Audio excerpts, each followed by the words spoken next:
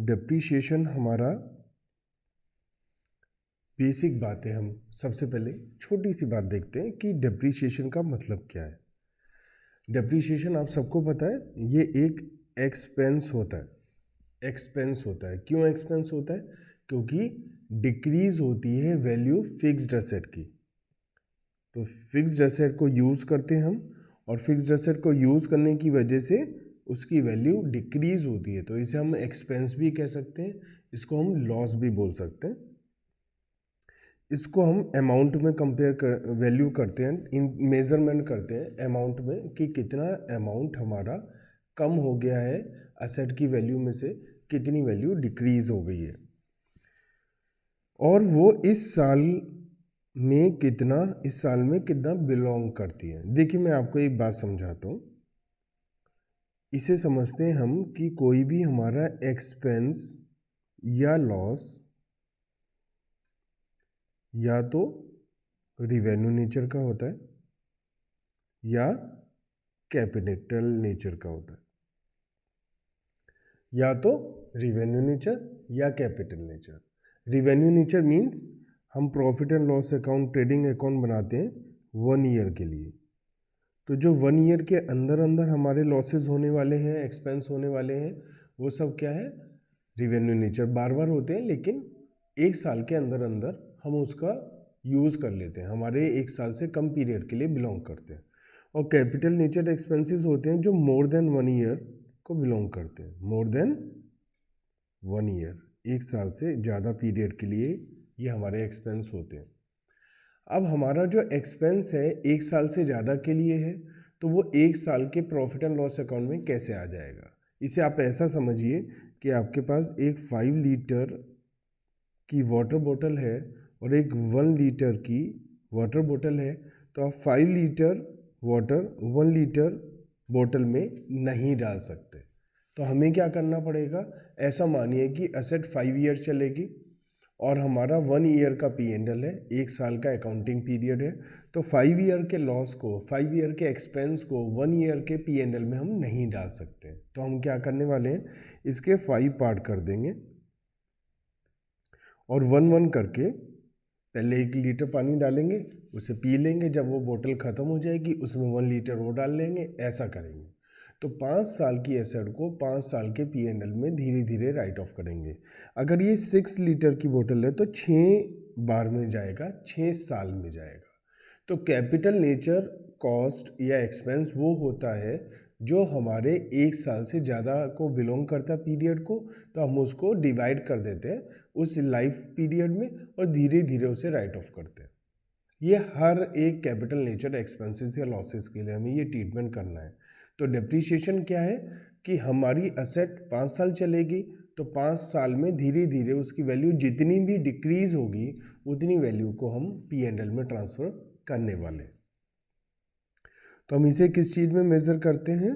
इसको अमाउंट में मेज़र करते हैं, ठीक है। तो जो भी हमारा लॉस है उस सब को हम किस में मेज़र करने वाले हैं?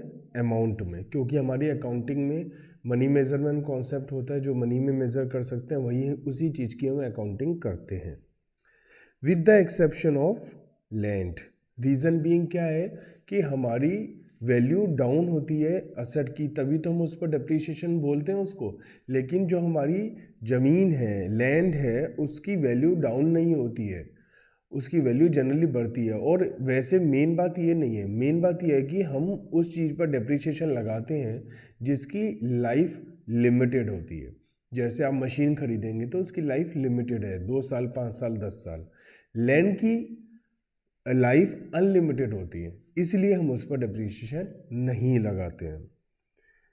With the exception of this, every fixed asset such as machines, cars, fixtures and fittings and so on normally depreciate in value as it is used or become older.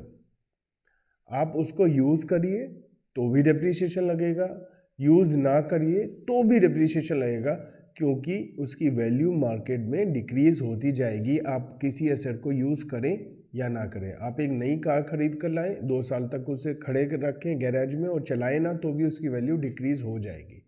तो हम डेप्रीशिएशन लगाते हैं use करने के लिए, और decrease होती है वैल्यू, इसलिए भी हम डेप्रिसिएशन लगाते हैं। अकाउंटिंग स्टैंडर्ड 10 हमारा डेप्रिसिएशन को, अकाउंटिंग स्टैंडर्ड क्या होता है उसके बारे में हल्का सा ब्रीफ बता देता हूँ कि accounting standard ICAI means institute of chartered accountant of India accounting के स्टैंडर्ड को मेंटेन करने के लिए इशू करता है। पुराना अकाउंटिंग स्टैंडर्ड 6 था जो हमें बताता था डेप्रिसिएशन के बारे में, लेकिन और पहले क्या होता था, पहले हमारे पास 2 AS होते थे, AS 6 डेप्रिसिएशन के ऊपर, AS 10 फिक्स्ड एसेट के ऊपर। अब हुआ क्या, AS 6 को हटा दिया गया और AS 10 उसका नाम चेंज कर दिया गया, और AS 10 का नाम चेंज करके कर दिया प्रॉपर्टी प्लांट एंड इक्विपमेंट, क्या PPE, property plant and equipment. और जो AS 6 में डेप्रिसिएशन के बारे में जो जो बता रखा था वो भी AS 10 के अंदर डाल दिया। इसका मतलब AS 10 जो property plant and equipment means fixed asset पर है, उसी में डेप्रिसिएशन के बारे में सब कुछ बता रखा है। तो हम लोग AS 10 के बारे में बात कर रहे हैं। AS 10 सिंपल अकाउंटिंग स्टैंडर्ड 10, एक हमारे नई सीरीज आई है अकाउंटिंग स्टैंडर्ड की जिसे हम इंड AS बोलते हैं, इंड AS। तो उसमें अलग नंबर है, वो अलग चीज़ है, उसके बारे में डिटेल में बात करेंगे जो अलग है। हम सिंपल अकाउंटिंग स्टैंडर्ड की बात कर रहे हैं, जो 10 नंबर है प्रॉपर्टी प्लांट एंड इक्विपमेंट, उसमें बता रखा है कि जो डेप्रिसिएशन है हमारा, ये मेज़र करता है वियरिंग आउट, कंजम्पशन और other laws of value of A depreciable asset. Depreciable asset जिसकी वैल्यू कम होगी, क्यों होगी, आप उसे यूज़ कर रहे हैं, उसे कंज्यूम कर रहे हैं, और कोई लॉस भी हो रहा है उस पर। किस वजह से, यूज़ करने की वजह से, टाइम की वजह से, टाइम लॉस हो रहा है, ऑब्सोलेंस, वो ख़राब हो जाती है, आउटडेटेड हो जाती है, टेक्नोलॉजी ख़राब हो जाती है, पुरानी हो जाती है, और मार्केट में चेंजेस की वजह से। तो डेप्रिसिएशन हम एलोकेट करते हैं to change in fair portion of the depreciation amount in each accounting period. मैंने बताया था, एग्जांपल दिया था, 5 साल है तो एक एक साल में ट्रांसफ़र करेंगे, तो जनरली 1/5 एक साल में। ये स्ट्रेट लाइन मेथड होता है, उसके बारे में हम अभी बात करेंगे। During the expected useful life of the asset, जितने समय हम असेट को यूज़ करने वाले हैं उतने टाइम में हम इसे लिखेंगे। Depreciation includes amortization of asset whose useful life is predetermined। amortization हम वर्ड यूज़ करते हैं इंटेंजिबल एसेट के लिए। इंटेंजिबल एसेट वो होती हैं जिन्हें हम देख नहीं सकते, छू नहीं सकते, और उन एसेट पर जब वैल्यू डिक्रीज होती है तो हम उसे डेप्रिसिएशन की जगह बोल देते हैं amortization ऑफ इंटेंजिबल एसेट्स। थोड़ा सा उसके बारे में हम देखते हैं क्या है। वर्ड एक होता है डिप्लीशन, एक एमोर्टाइजेशन, एक ऑब्सोलेंस। वैसे तो एक ही बात है, डेप्रिसिएशन में ये तीनों चीज़ें कवर हो जाती हैं, लेकिन ये अलग अलग कॉन्टेक्स्ट में यूज़ होती हैं, ये चीज़ें नाम अलग अलग होता है। जैसे डिप्लीशन नेचुरल रिसोर्सेज के लिए यूज़ होता है, जैसे आपके पास कोयले की खान है, कोल माइन है, और उसमें से कोयला आप निकाल रहे हैं, तो वो एक अंदर से एक लिमिटेशन है कि आप कितना कोयला निकाल सकते हैं, अनलिमिटेड नहीं है अंदर। तो जैसे जितना कोयला निकालते जाएंगे उतना डेप्रिसिएशन लगता रहेगा, उसे हम डिप्लीशन बोलते हैं। और फिजिकल एग्जॉस्टन होता है नेचुरल रिसोर्सेज का, उसमें से हम एग्जॉस्ट हो जाती है वो, हम उसमें से निकालते रहेंगे, then at one time it will not be possible to raise any further, तो हम उसको ये मानेंगे कि उसकी लाइफ उतनी ही है। फॉर एग्जांपल हमारे पास 1000 टन कोल है, तो हम लोग 1000 टन कोल से ज़्यादा उसमें से निकाल नहीं पाएंगे, और उसकी कॉस्ट है 5 लाख रुपीज़।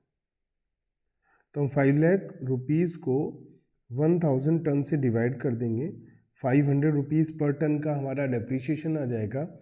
और अगर हमने 2 टन सपोज निकाला है तो 2 टन इंटू 500, 1000 का हमारा डेप्रिसिएशन आ जाएगा। 20 टन निकाला है तो 10,000 का डेप्रिसिएशन आ जाएगा।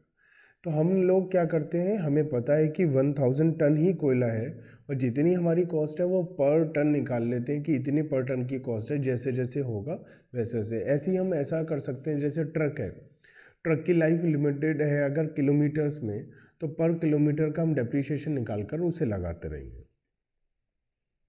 अब हम बात करते हैं एमोटाइजेशन। मैंने आपको बताया था एमोटाइजेशन किसे कहते हैं, बताओ जल्दी से, याद है आप लोगों को या भूल गए? एमोटाइजेशन किसे कहते हैं? एमोटाइजेशन होता है अगर हम इंटेंजिबल एसेट को राइट डाउन करते हैं, डेप्रिसिएशन लगाते हैं, जैसे पेटेंट, ट्रेडमार्क, गुडविल, कॉपीराइट वगैरह। लाइसेंस होता है, तो इनकी लाइफ, जैसे हमने लाइसेंस लिया तो लाइसेंस की लाइफ है 5 साल 10 साल, तो उतने साल में उसे राइट ऑफ करेंगे हम लोग। तो इंटेंजिबल एसेट का डेप्रिसिएशन उसे हम क्या बोलते हैं? Amortisation. Next one is obsolescence. इसका मतलब है कि हमारी जो एसेट है उसकी वैल्यू डाउन हो रही है नई टेक्निक आने की वजह से।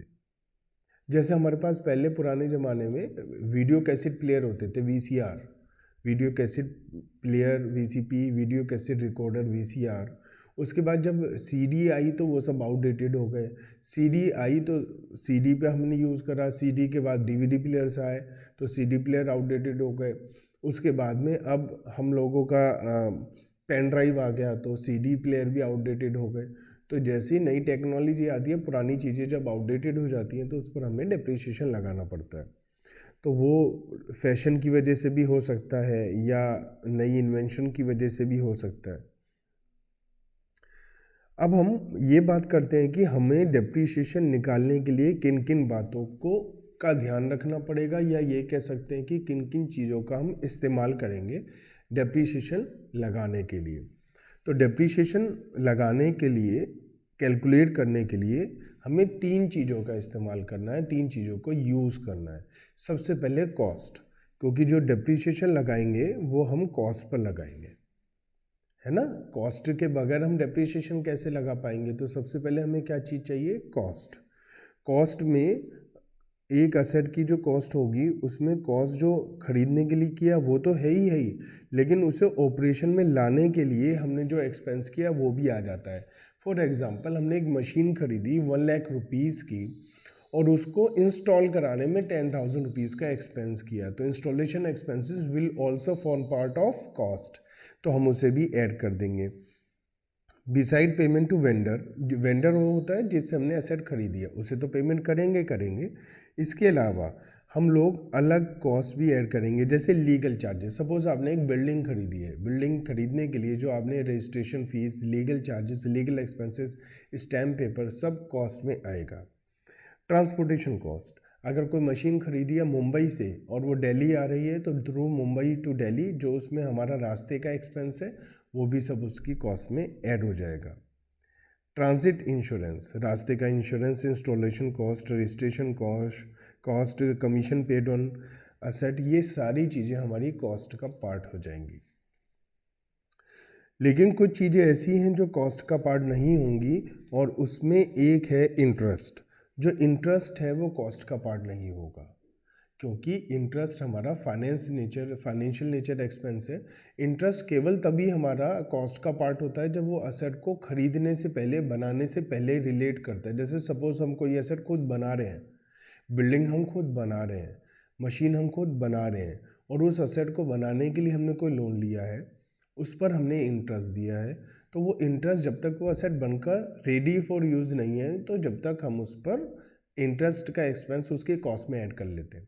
लेकिन अदरवाइज़ ऐसा हम लोग नहीं करते हैं कि नॉर्मल असेट को परचेज करने के बाद का इंटरेस्ट हम उसकी असेट में ऐड करें, नहीं।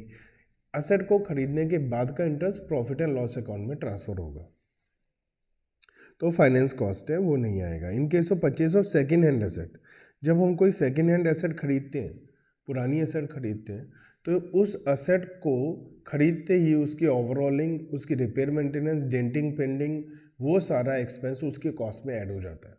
तो वो इनिशियल रिपेयर कहलाती है, वो सब हम कैपिटलाइज कर देते हैं, मतलब एसेट की वैल्यू में ऐड कर देते हैं। तो डेप्रिशिएबल एसेट का मतलब हमारी वो कॉस्ट है जो हमने उसके लिए एक्सपेंस करी है, पेमेंट करी है, एक्विजिशन से रिलेटेड, इंस्टॉलेशन से related and commissioning of asset. तो नंबर 1 क्या है? कॉस्ट। कॉस्ट में क्या क्या आएगा ये हमने डिटेल में देखा। अब नंबर 2 क्या है? Scrap value, salvage value, residual value. जब हमारी एसेट की expected economic life, useful life जब ख़त्म हो जाएगी तो उस एसेट को हम बेच देंगे, कबाड़ में बेच देंगे, स्क्रैप कर देंगे। तो हम आज की डेट में जब हम एसेट को परचेज करेंगे तब हम अंदाज़ा लगाएंगे, एस्टिमेट करेंगे कि जब असेट बिकेगी 5 साल बाद, 10 साल बाद, तब उसकी क्या वैल्यू होगी। तो उसके लिए हम लोग आज से ही एक अंदाज़ा लगाएंगे। उसे हम क्या बोलते हैं? उसे हम बोलते हैं नेट रियलाइजेबल वैल्यू या सैल्वेज वैल्यू या रेजिडुअल वैल्यू। नंबर 2, देखिए लॉस क्या है हमारा। मैं आपको इसको एक एग्जांपल के थ्रू समझाता हूँ कि हमारा लॉस क्या है। सपोज आपने 1 लाख रुपीज़ की असेट खरीदी है, लेकिन सपोज उससे 10,000 रुपीज़ स्क्रैप के मिल जाएंगे आपको, ये कॉस्ट है। तो अगर कोई 1 लाख रुपीज़ की असेट से स्क्रैप आपको वापस आ जाएगा तो आपका लॉस तो 90,000 हुआ ना, 1 लाख थोड़ी ना हुआ। मान लिया 5 साल में आपकी एसेट की वैल्यू आएगी तो 5 ईयर का लॉस 90,000 हुआ। तो इस 10,000 का जो स्क्रैप सैल्वेज वैल्यू है, it will reduce your cost और it will reduce your loss. तो हम इसको एक वर्ड बोलते हैं, इसके लिए एक नाम यूज करते हैं, क्या? Depreciable value. जो हम डेप्रिशिएशन लगाएंगे वो किस वैल्यू पर लगाएंगे? इस वैल्यू पर लगाएंगे।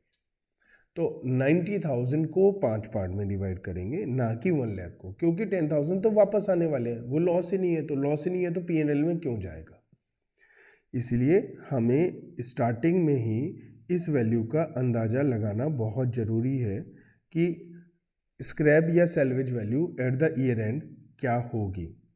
तो रेजिडुअल वैल्यू रिफर क्या किसे करते हैं? एस्टिमेटेड नेट रियलाइजेबल वैल्यू जब असेट का यूजफुल लाइफ खत्म हो जाएगा। इसे स्क्रैप वैल्यू भी बोलते हैं, सैल्वेज वैल्यू भी बोलते हैं, रेजिडुअल वैल्यू भी बोलते हैं। इसमें लिखा है कि it must be noted that scrap or residual value is considered after deducting the expenses necessary for its disposal. इसका मतलब क्या है? मैंने अभी आपको एग्जांपल बताया कि हमारी जो असेट है वो 10,000 रुपीज़ में स्क्रैप होगी। असल में उसका सेलिंग प्राइस 10,000 नहीं 12,000 था, लेकिन 2,000 रुपीज़ का मुझे एक्सपेंस करना पड़ेगा तभी वो बिकेगी। तो 12,000 रुपीज़ में सेल आउट होगी, 2,000 का एक्सपेंस होगा, तो net value, net word means selling price minus expenses on sale. तो मेरे पास तो 10,000 ही आएंगे ना।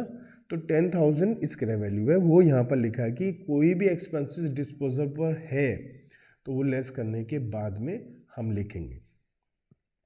Thus, it is calculated by estimating gross realizable value and deducting therefrom the cost of disposal such as dismantling cost, commission payable on sale etc.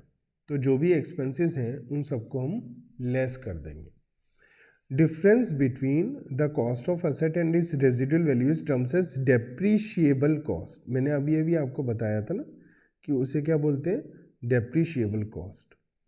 तो depreciable cost होती है, उसी पर ही हम डेप्रिशिएशन लगाते हैं during the life of the asset. Total depreciation charge must be equal to the depreciable cost. मेरे एग्जांपल में 90,000 रुपये ही टोटल 5 साल का डेप्रिशिएशन होना चाहिए। इनमें भी इक्वल, इनमें नॉट भी इक्वल, वो हम डिस्कस कर लेंगे, लेकिन 90,000 से ज़्यादा का डेप्रिशिएशन हम कभी भी नहीं लगाएंगे।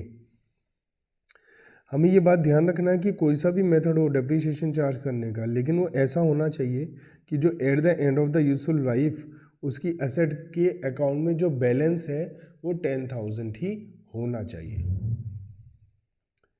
अब हम बात करते हैं एस्टिमेटेड यूजफुल लाइफ। देखिए हमें कॉस्ट पता होनी चाहिए, उसके बाद हमें क्या पता होना चाहिए? कॉस्ट के बाद डेप्रिशिएबल वैल्यू कैसे होगी? डेप्रिशिएबल वैल्यू कैसे आएगी? Cost minus estimated scrap value. तो हमारे पास डेप्रिशिएबल वैल्यू आएगी, जैसे मैंने एग्जांपल बताया 1 लाख माइनस 10,000 90,000। लेकिन ये 90,000 एक साल का लॉस नहीं है, तो कितने साल का लॉस है उसके लिए हमें एक एस्टिमेशन लगाना है कि हमारी एसेट की यूजफुल लाइफ कितनी है।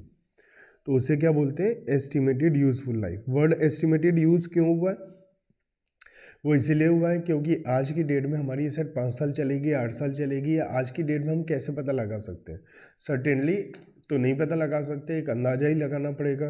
तो उस अंदाजे को हम क्या बोलेंगे, एस्टिमेटेड यूजफुल लाइफ। तो एस्टिमेटेड यूजफुल लाइफ बहुत मुश्किल काम है पता लगाना, क्योंकि ये डिपेंड करता है बहुत सारे फैक्टर्स पर।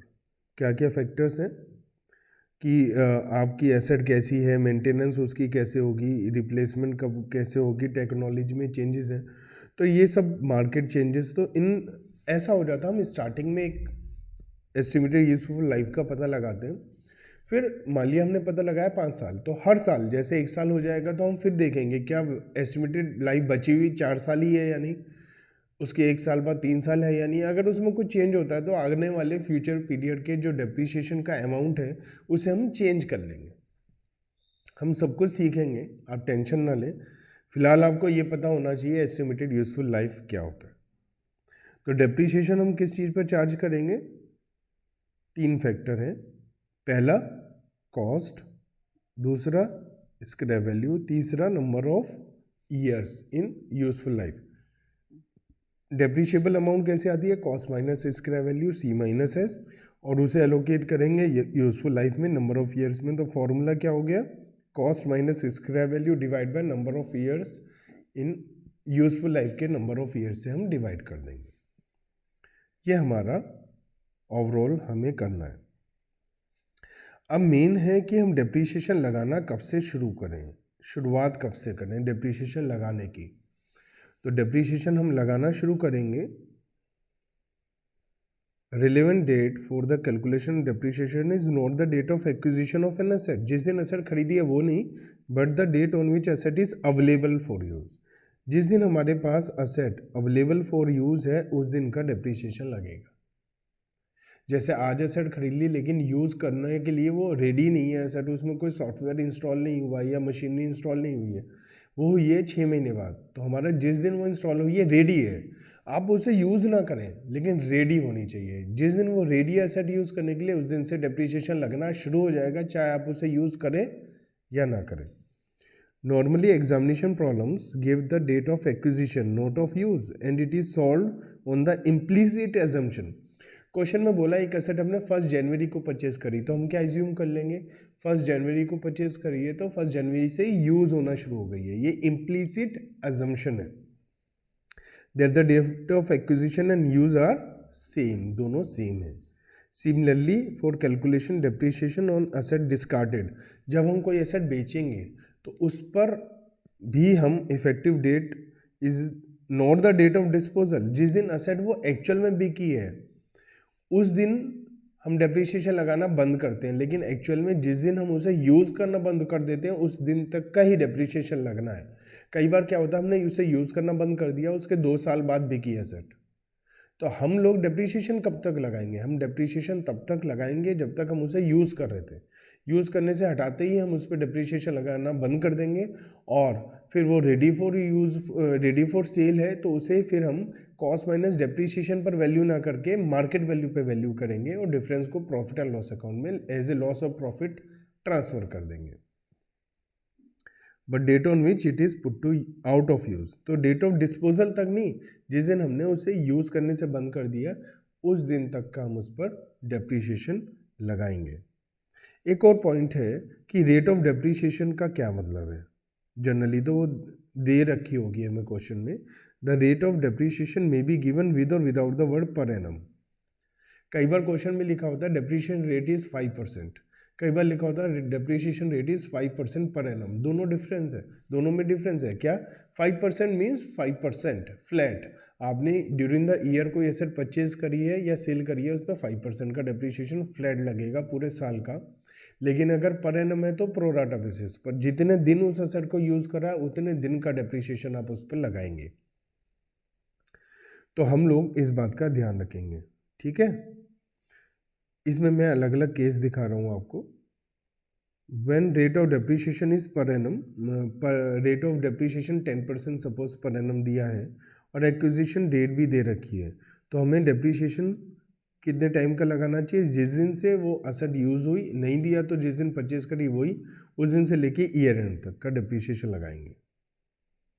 एग्जाम्पल मैं आपको बताता हूँ। सपोज हमारा ईयर है 1 अप्रैल 2019 से 31 मार्च 2020। असेट हमने परचेज करा है 1 जुलाई 19 को, तो हम ये एज्यूम करते हैं इसी दिन से वो यूज़ होनी शुरू हो गई है, और 1 जुलाई 19 से लेकर ईयर एंड तक आएगा 31 मार्च 2020। तो हमारे कितने महीने हो गए, जुलाई, अगस्त, सितंबर, अक्टूबर, नवंबर, दिसंबर, जनवरी, फरवरी, मार्च, 9 मंथ्स हो गए। तो हम इस पर 9 मंथ्स का डेप्रीशिएशन लगाएंगे, क्योंकि रेट लिखा है पर एनम, लेकिन यहाँ word per annum depreciation rate के साथ नहीं लिखा होगा, तो हम सीधा फ्लैट पूरे साल का डेप्रीशिएशन लगा देंगे। सपोज 10% है तो सीधा 10% लगा देंगे। ठीक है, क्लियर हो गई ये बात। When rate of depreciation is per annum and acquisition date is not given, अब हमें पर एनम तो लिखा है 10%, लेकिन ये नहीं बताया असेट खरीदी कब। तो आपको एज्यूम करना है या तो साल के शुरू में खरीदी, या साल के एंड में खरीदी, या साल के मिड में खरीदी। तो क्या अच्छा एजम्पशन है वो हम सीखते हैं। In such cases is suitable assumption about the date of acquisition should be made. हमें एक सूटेबल एजम्पशन लेनी है कि वो असेट साल के शुरू में खरीदी गई है, साल के बीच में खरीदी गई है, या साल के एंड में। ऐसी एजम्पशन नहीं लेंगे बिल्कुल भी कि हमने उसको 25 नवंबर को खरीदा, सपोज आपका बर्थडे है तो उस दिन हमने खरीदा, ऐसा नहीं बिल्कुल भी। एक एब्सोल्यूट एजम्पशन लेना ठीक नहीं है। एजम्पशन 3 में से ही कुछ हो सकती है, या तो साल के शुरू में, या साल के एंड में, या साल के बीच में। साल के शुरू में एज्यूम करेंगे तो पूरे साल का डेप्रीशिएशन लगाएंगे, क्योंकि पर एनम वर्ड है तो टाइम के हिसाब से लगाना है। अगर साल के बीच में एज्यूम करेंगे तो 6 महीने का डेप्रीशिएशन लगाएंगे, और साल के एंड में यूज़ करेंगे, परचेज करा है ऐसा एज्यूम करेंगे तो डेप्रीशिएशन नहीं लगाएंगे। और उसका फुट नोट देना है आपको, डिपेंडिंग अपॉन द एजम्पशन कि वो असेट कब खरीदी है, साल के शुरू में, बीच में, या एंड में। Depreciation should be computed for full year और फॉर 6 मंथ्स और नॉट डेप्रीशिएशन चार्ज। मेरी राय ये है आप उस पर 6 महीने का डेप्रीशिएशन लगाएं। क्या एज्यूम करेंगे आप, बताओ जल्दी से, कि वो साल के बीच में खरीदी गई है और उस पर डेप्रीशिएशन कितना लगाओगे, 6 महीने का। ऐसा एज्यूम करेंगे नोट डाल के। ठीक है। अगर रेट ऑफ डेप्रीशिएशन दे रखा है लेकिन पर एनम नहीं दे रखा, तो इससे अच्छा तो कुछ हो ही नहीं सकता। धड़ाक सीधा पूरा डेप्रीशिएशन लगा दो, कोई टेंशन नहीं। In such cases it is better to assume that the rate of depreciation is full year, for full year, और कंप्यूट करना है डेप्रीशिएशन रिलेवेंट पीरियड का। लेकिन acquisition, how if the date of acquisition is also not given, तो हमें बताना है कि कोई टेंशन नहीं है, रेट नहीं दिया तो आपको डेट भी दे रखी है तो उसे इग्नोर करना। डेट से हमारा यहाँ पर कोई लेना देना नहीं होगा। अब हम बात करते हैं कि डेप्रीशिएशन को रिकॉर्ड कैसे करा जाए। डेप्रीशिएशन को रिकॉर्ड करने के 2 मेथड हैं। डेप्रीशिएशन को रिकॉर्ड करने के कितने मेथड है, 2। पहला, number 1 direct method, number 2 indirect method. जो डायरेक्ट मेथड है वो डायरेक्टली असेट में जाता है, और इनडायरेक्ट एक अलग अकाउंट में जाता है जिसका नाम है प्रोविजन फॉर डेप्रीशिएशन। तो सबसे पहले हम क्या सीखेंगे, direct method. Direct method means जब हम असेट पर सीधा डेप्रीशिएशन लगाकर उसकी वैल्यू को रिड्यूस कर देते हैं। हम ये कह सकते हैं when A provision for depreciation account is not maintained. जब प्रोविजन फॉर डेप्रीशिएशन हम मेंटेन नहीं करते तो उसे हम क्या बोल देते हैं, डायरेक्ट मेथड।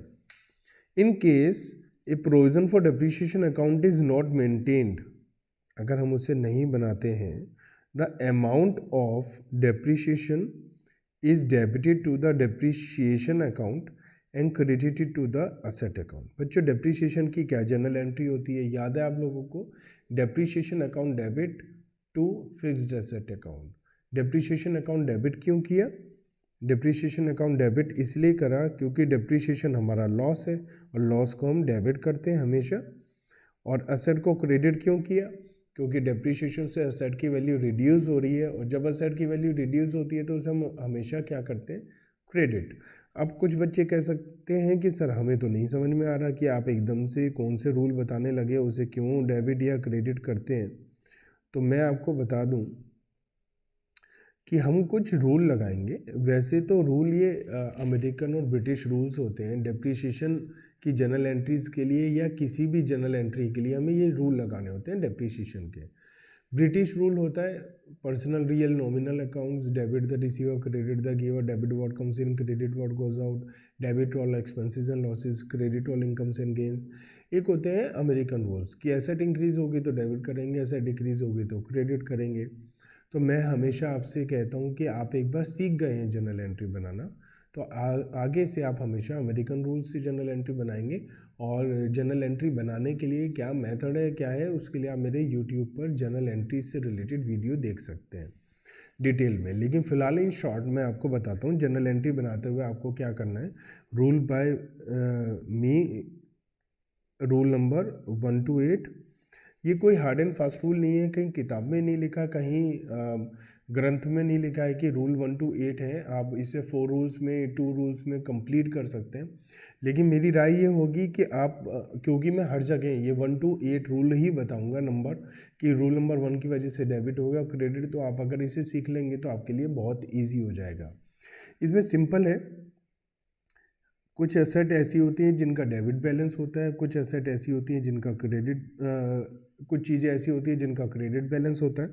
तो डेबिट वाली आइटम्स असेट्स होती हैं, एक्सपेंसेस होते हैं, लॉसेस होते हैं।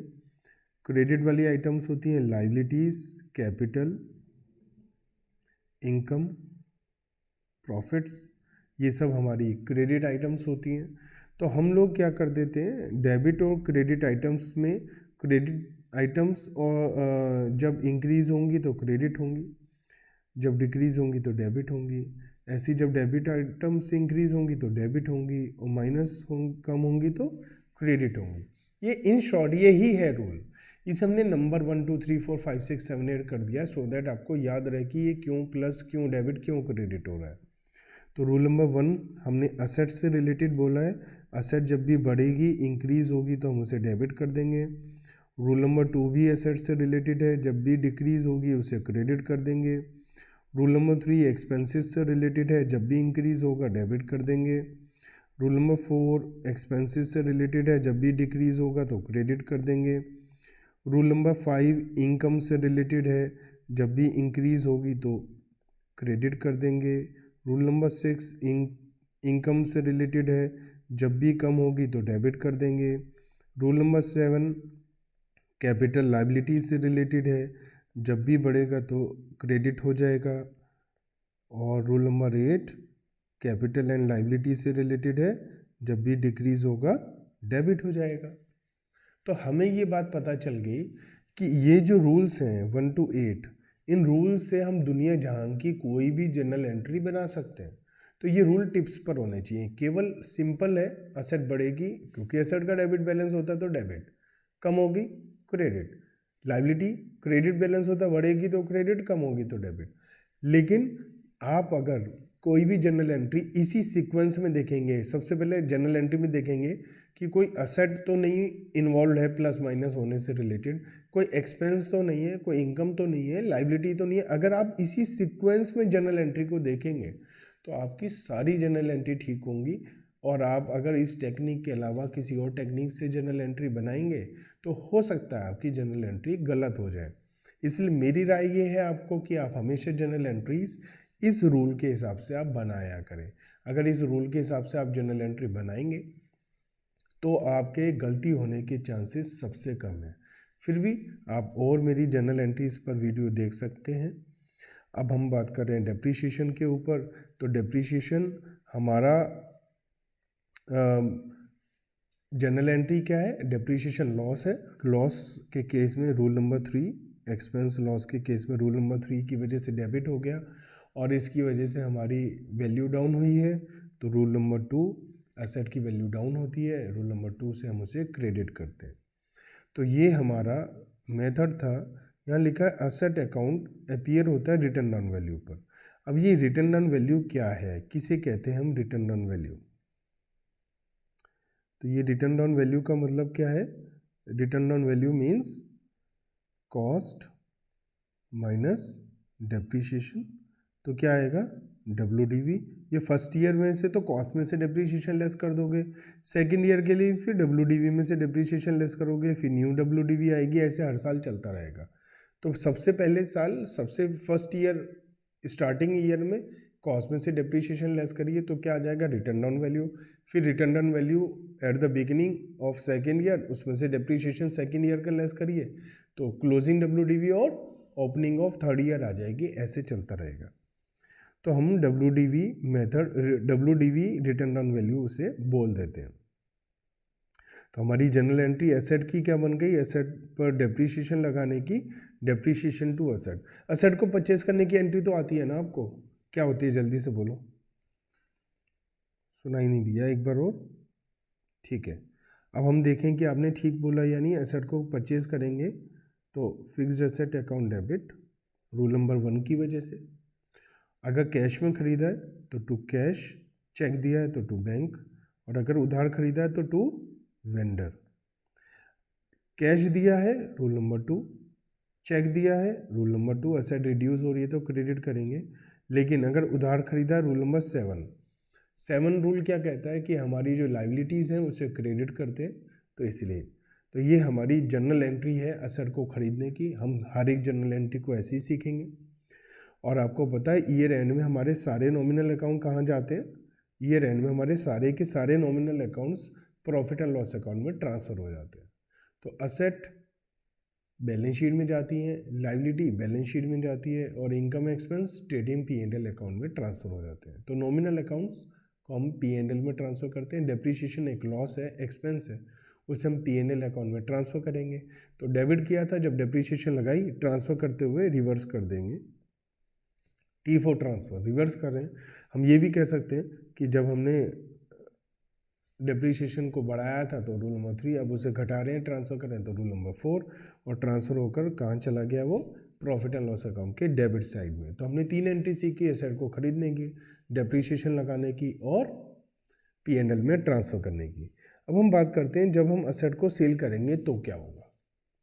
तो परचेज की रिवर्स एंट्री बन जाएगी, हमारे पास पैसा आ जाएगा, cash debit, bank debit, rule number 1 की वजह से। तो जब हम एसेट सेल करेंगे तो रूल नंबर 1 की वजह से हम बैंक या कैश को डेबिट कर देंगे। अगर डेटर को सेल करा तो डेटर को भी डेबिट कर देंगे, उधार बेची है तो रूल नंबर 1 ही आएगा। तो सेल करने की एंट्री क्या हो गई? Bank account debit to fixed asset account, rule number 2 asset reduce हो गई। लेकिन ये एंट्री समझ ली, लेकिन हम 3 काम करेंगे जब एसेट सेल करेंगे। पहला काम, जिस दिन एसेट बेची है उस दिन तक का डिप्रिसिएशन लगाएंगे। जिस दिन एसेट खरीदी उस दिन से लेकर जिस दिन एसेट बेची उस दिन तक का, पूरे लाइफ में डिप्रिसिएशन लगता है, और करंट ईयर में साल के शुरू से लेके बेचने की तारीख तक का डिप्रिसिएशन लगेगा। मैं आपको एग्जांपल देता हूँ कि ये depreciation up to the date of sale कैसे लगेगा।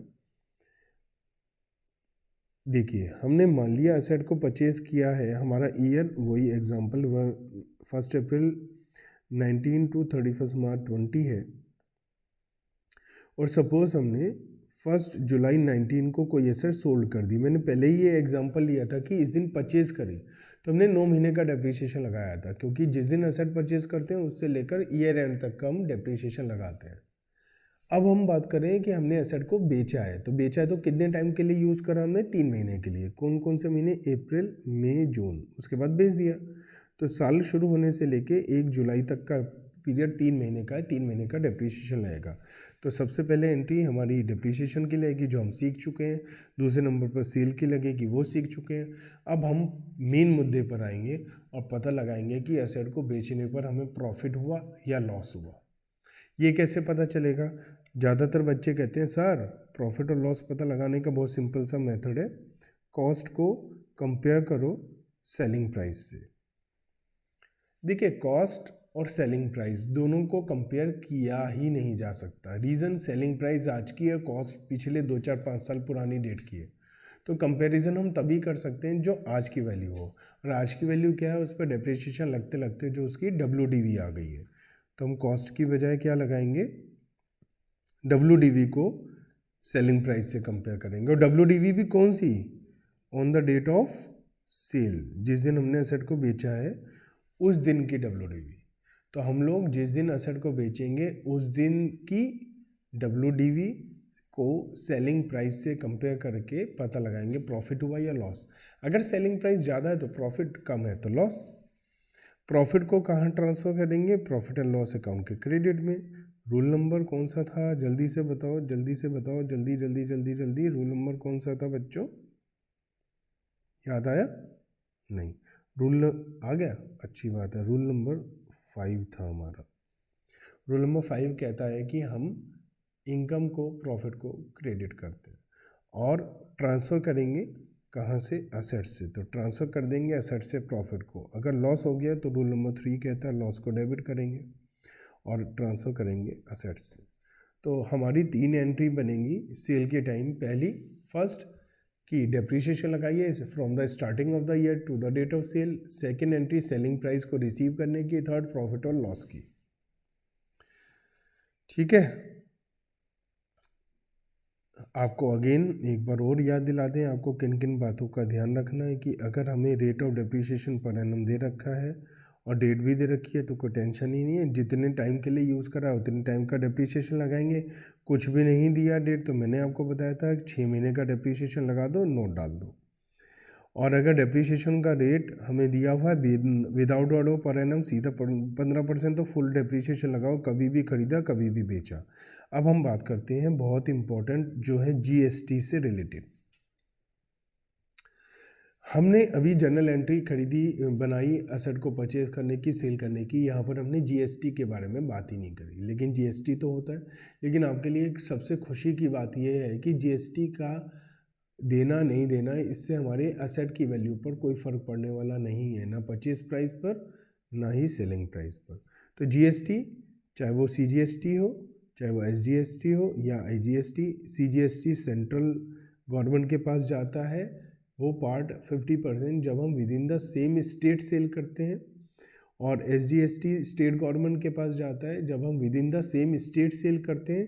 और IGST जब हम एक स्टेट से दूसरी स्टेट में सेल करते हैं। तो इस सारा का सारा सेंट्रल गवर्नमेंट के पास जाता है, उसे हम IGST बोल देते हैं। तो जब हम एसेट को परचेज करेंगे तो जब हम GST देंगे, GST हमारी कॉस्ट नहीं है, इस बात का आप ध्यान रखिए। रीज़न बीइंग जो GST हमने दिया है और जब हम कोई भी और चीज़ पर सेल करने पर GST हमें मिलेगा, तो जो दिया है GST और जो मिलेगा उसे हम आपस में एडजस्ट कर सकते हैं। कैसे? मैं समझाता हूँ। सपोज आपने एक एसेट खरीदी 1 लाख रुपीज़ की और उस 1 लाख की एसेट पर आपने GST दे दिया 8%, कोई सा भी हो, IGST CGST कुछ भी है, 8% दे दिया, 8000। ठीक है, अब आप माल बेच रहे हैं। माल बेचने से आपने पूरे साल GST कलेक्ट करा है 20,000 रुपीज़ का सपोज। तो आपकी जेब में GST कितना आया? 20,000 कस्टमर से। तो वो 20,000 आपकी इनकम नहीं है, वो तो आपके पास पैसा आया है, वो आपने गवर्नमेंट के पास डिपॉजिट कराना है। लेकिन गवर्नमेंट को आप 20,000 डिपॉजिट नहीं कराएंगे। आप कहेंगे देखो जी मैंने 8,000 रुपये का GST दिया था एसेट खरीदने पे, मैं उसे काट रहा हूँ और 12,000 दे रहा हूँ। तो 8,000 वापस आ गए ना आपके, तो आपकी कॉस्ट तो है ही नहीं। तो GST तो बहुत सिंपल सा फंडा है कि भैया ये तो टैक्स आपकी जेब से जाना ही नहीं है, फिर भी सब रो रहे हैं, शोर मचा रहे हैं। वो इसीलिए क्योंकि बिल ही नहीं बनाना, कस्टमर हमें पैसा नहीं देगा, इसलिए हम बिल नहीं बनाते। इन शॉर्ट GST हमारी एसेट या लाइबिलिटी होती है। एसेट या लाइबिलिटी, GST अगर हमने अपने कस्टमर से लिया है तो लाइबिलिटी है, अगर हमने किसी एसेट को खरीदने पे दिया तो हमारी एसेट है। ये हमारी अलग से अकाउंट में आएगा, ये हमारा एक्सपेंस नहीं है, इस पर कोई डेप्रीशिएशन नहीं लगेगा। तो ये हमारा सेट ऑफ हो जाता है, तो हम इसे कुछ भी नहीं करने वाले हैं। ठीक है, अब हम एक एग्जाम्पल देखते हैं, बहुत सिंपल सा एग्जाम्पल नंबर 1। हमारे लाला साहब हैं, मेरे फ्रेंड हैं, उसका नाम मैंने इसमें डाल दिया। तो हमारे लाला साहब हैं और उन्होंने परचेज़ करी है एक मशीन 1 अक्टूबर 2017 को और 5 लाख रुपए में खरीदी, प्लस उस पर टैक्स दिया है 6% के हिसाब से, CGST और SGST। उन्होंने 20,000 रुपीज़ उस पर और एक्सपेंस करे हैं ताकि वो मशीन हमारे पास आ पाए फैक्ट्री में, और 25,000 रुपये का और एक्सपेंस करा है ताकि वो इंस्टॉल हो पाए। तो डिटरमाइन क्या करना है हमें, how much amount did Lala pay to the vendor of the machine. तो सबसे पहली बात हमें ये पता लगानी है कि उन्होंने वेंडर को कितना पेमेंट करना है। तो पेमेंट टू वेंडर देख लेते हैं, कोई टेंशन नहीं है। लाला साहब को वेंडर को कितना पेमेंट करना है, तो बच्चों एक तो लाला ने पेमेंट करना है वेंडर को 5 लाख रुपए प्लस CGST 6%। तो 5 लाख का 6% होता है 30,000 प्लस SGST देना है, वो भी 6% है, तो वो भी 30,000 हो गया। तो 5,60,000 देना है वेंडर को। बच्चों जो लोडिंग अनलोडिंग के खर्चे हैं, इंस्टॉलेशन के, वो जिससे एसेट खरीदे उसे थोड़ी ना देने हैं। तो पहला आंसर ये आ गया, 5,60,000 रुपीज़ की पेमेंट करनी है हमने। अब हम दूसरी बात करते हैं, वो क्या है, how much amount will be debited to machinery account. Machinery account में क्या डेबिट होगा। तो बच्चों मैंने आपको बताया था कि मशीनरी अकाउंट में GST का कोई लेना देना नहीं है, तो एक तो 5 लाख रुपए ये आ जाएगा, ठीक है। दूसरा जो ये है ये नहीं आएगा, ये भी नहीं आएगा, ये आ जाएगा, ये आएगा बी पार्ट का आंसर। 20,000 रुपये लोडिंग अनलोडिंग बिल्कुल हमारा एक्सपेंस है, ये ऐड हो जाएगा। 25,000 रुपये इंस्टॉलेशन का एक्सपेंस बिल्कुल आ जाएगा, हमारी कॉस्ट है। तो हमारी जो असेट की कॉस्ट है वो क्या है, 5,45,000। अब तीसरी बात, जनरल एंट्री बनानी है। बताओ जल्दी से, जनरल एंट्री क्या होती है जब असेट खरीदते हैं। Fixed asset account debit, rule number 1, fixed asset कितने का है, 5,45,000। Input CGST account debit, input बोलते हैं जब कोई एसेट खरीदते हैं या माल खरीदते हैं। जब हम टैक्स की पेमेंट करते हैं तो उसका चीज़ का इस्तेमाल करते हैं, इसलिए उसके लिए इनपुट यूज़ होता है। तो इनपुट CGST अकाउंट डेबिट और SGST अकाउंट डेबिट हो जाएगा। रूल नंबर असेट है rule number 1, input SGST account debit rule number 1। और ये कितना है दोनों, 30,000 और 30,000। ये फिक्स्ड असेट में नहीं आया हमारा, इसलिए हमने उसे डेबिट नहीं किया था। असेट अगर कैश में खरीदी है कैश, चेक दिया है तो बैंक, और अगर हमने उधार खरीदा है तो फिर हमें अलग अलग एंट्री बनानी पड़ेगी, अलग अलग कि वेंडर के नाम पर हमारा आएगा अमाउंट 5,60,000 और जो पेमेंट है इसकी 45,000 की अलग एंट्री बनेगी। मैं दोनों बता देता हूँ, फिलहाल ये मान रहा हूँ कि हमने ये कैश में ख़रीदा है, तो टू कैश और बैंक, और ये टोटल हमारा आ जाएगा 5,45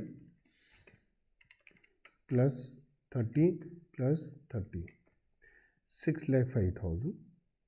हम चाहें तो इसकी दो अलग अलग एंट्री बना सकते हैं। दो अलग अलग एंट्री कैसे बना सकते हैं, 5 लाख की एसेट है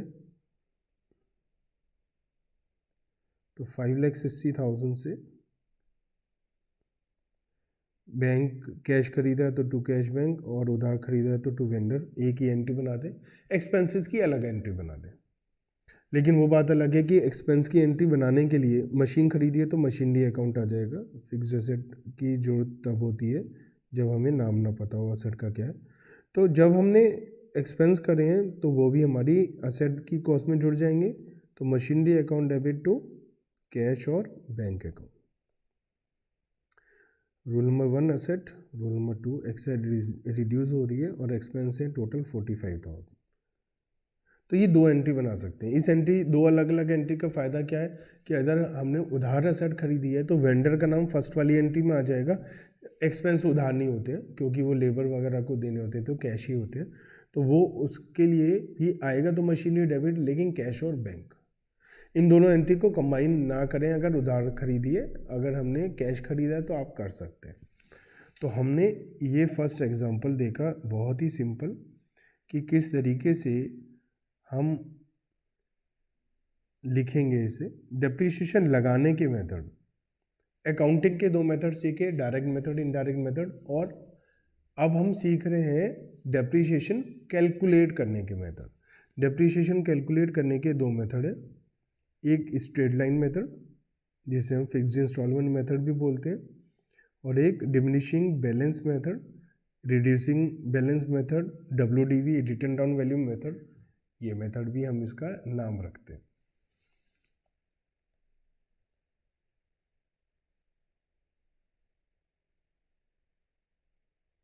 मेथड या जिसे हम स्ट्रेट लाइन मेथड भी कहते हैं, इसका नाम फिक्स्ड इंस्टॉलमेंट मेथड इसलिए है क्योंकि इसमें हर साल सेम अमाउंट आता है डेप्रिसिएशन का, तो फिक्स्ड इंस्टॉलमेंट मतलब सेम, हर बार सेम आएगा। स्ट्रेट लाइन मेथड नाम है इसका, उसका रीज़न ये है कि अगर हम इसे ग्राफ पर ड्रॉ करें ईयर 1, 2, 3, 4 का डेप्रिसिएशन, और ये अगर हम अमाउंट लिखें तो हर साल का डेप्रिसिएशन सेम अमाउंट का आएगा, और उसे ड्रॉ करेंगे तो वो स्ट्रेट लाइन आएगी, इसलिए इसका नाम स्ट्रेट लाइन मेथड है। तो स्ट्रेट लाइन मेथड हमने इसको स्ट्रेट लाइन मेथड कहते हैं, और डेप्रिसिएशन हर साल सेम आता है, और जब सेम आएगा तो वो throughout effective life of asset same ही आएगा, उसमें कोई डिफरेंस नहीं आएगा। अमाउंट डेप्रिसिएशन का कैलकुलेट करने के लिए, क्योंकि हर साल सेम है, तो हम नंबर ऑफ ईयर से सिंपल डिवाइड कर देंगे। लेकिन मैंने आपको बताया था कि हम डेप्रिसिएशन कॉस्ट पर नहीं लगाते, डेप्रिशिएबल वैल्यू पर लगाते हैं। और डेप्रिशिएबल वैल्यू क्या होती है? Original cost minus estimated scrap value, क्योंकि लॉस तो हमें यही होगा ना, इसे नंबर ऑफ ईयर्स से डिवाइड कर देंगे। अगर हमें ईयरली डेप्रिसिएशन चाहिए, अगर हमें मंथली चाहिए तो मंथ से डिवाइड कर देंगे।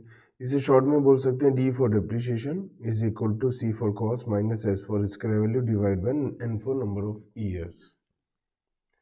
डेप्रिसिएशन को हर साल हम लगाएंगे, चार्ज करेंगे। चार्ज का मतलब होता है कि P&L अकाउंट में आएगा, प्रॉफिट है या लॉस है, हमें डेप्रिसिएशन लिखना ही लिखना है। अगर हमें परसेंटेज में कैलकुलेट करना है तो आप ध्यान रखिएगा, कई बार स्टूडेंट्स को लगता है कि 10 ईयर्स में हमें डेप्रिसिएशन लगाना है, लाइफ 10 ईयर है तो 10% होगा। ऐसा नहीं है, क्योंकि हम जब डेप्रिसिएशन की रेट कैलकुलेट करते हैं तो डेप्रिसिएशन की रेट केवल कॉस्ट पर कैलकुलेट होती है, और जो डेप्रिसिएशन कैलकुलेट होता है वो डेप्रिशिएबल वैल्यू पर कैलकुलेट होता है, तो दोनों में डिफरेंस है। तो हम लोग रेट निकालने के लिए डेप्रिसिएशन को कॉस्ट से डिवाइड करेंगे, depreciation divide by cost into 100। Example के तौर पर अगर हम देखें 20,000 की कॉस्ट है और 2,000 रुपये की स्क्रैप वैल्यू है और लाइफ 10 ईयर है, तो आप ये नहीं कह सकते कि 10 ईयर है तो आपको 10% लगाना है, क्योंकि आपको 100% डेप्रिशिएबल वैल्यू 100% नहीं है, उसमें से कुछ स्क्रैप भी है। तो 2000 माइनस 2000, तो ये 18,000 रुपीज़ आ जाएगा डिवाइड बाय 10 ईयर्स, तो ईयरली डेप्रिसिएशन 1800 आ गया।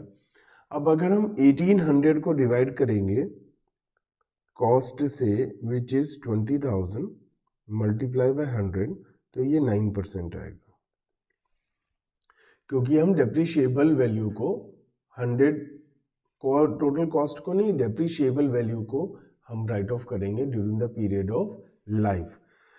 क्योंकि स्क्रैप वैल्यू 10% ऑफ कॉस्ट है, तो अगर 100 की कॉस्ट है और 10% स्क्रैप वैल्यू है तो ये 9% इस वजह से आ रहा है। स्टूडेंट क्या सोचते हैं, स्क्रैप वैल्यू को कंसीडर ना करके 100 divide by number of years, तो वो सेम तभी आएगा जब स्क्रैप वैल्यू नील है।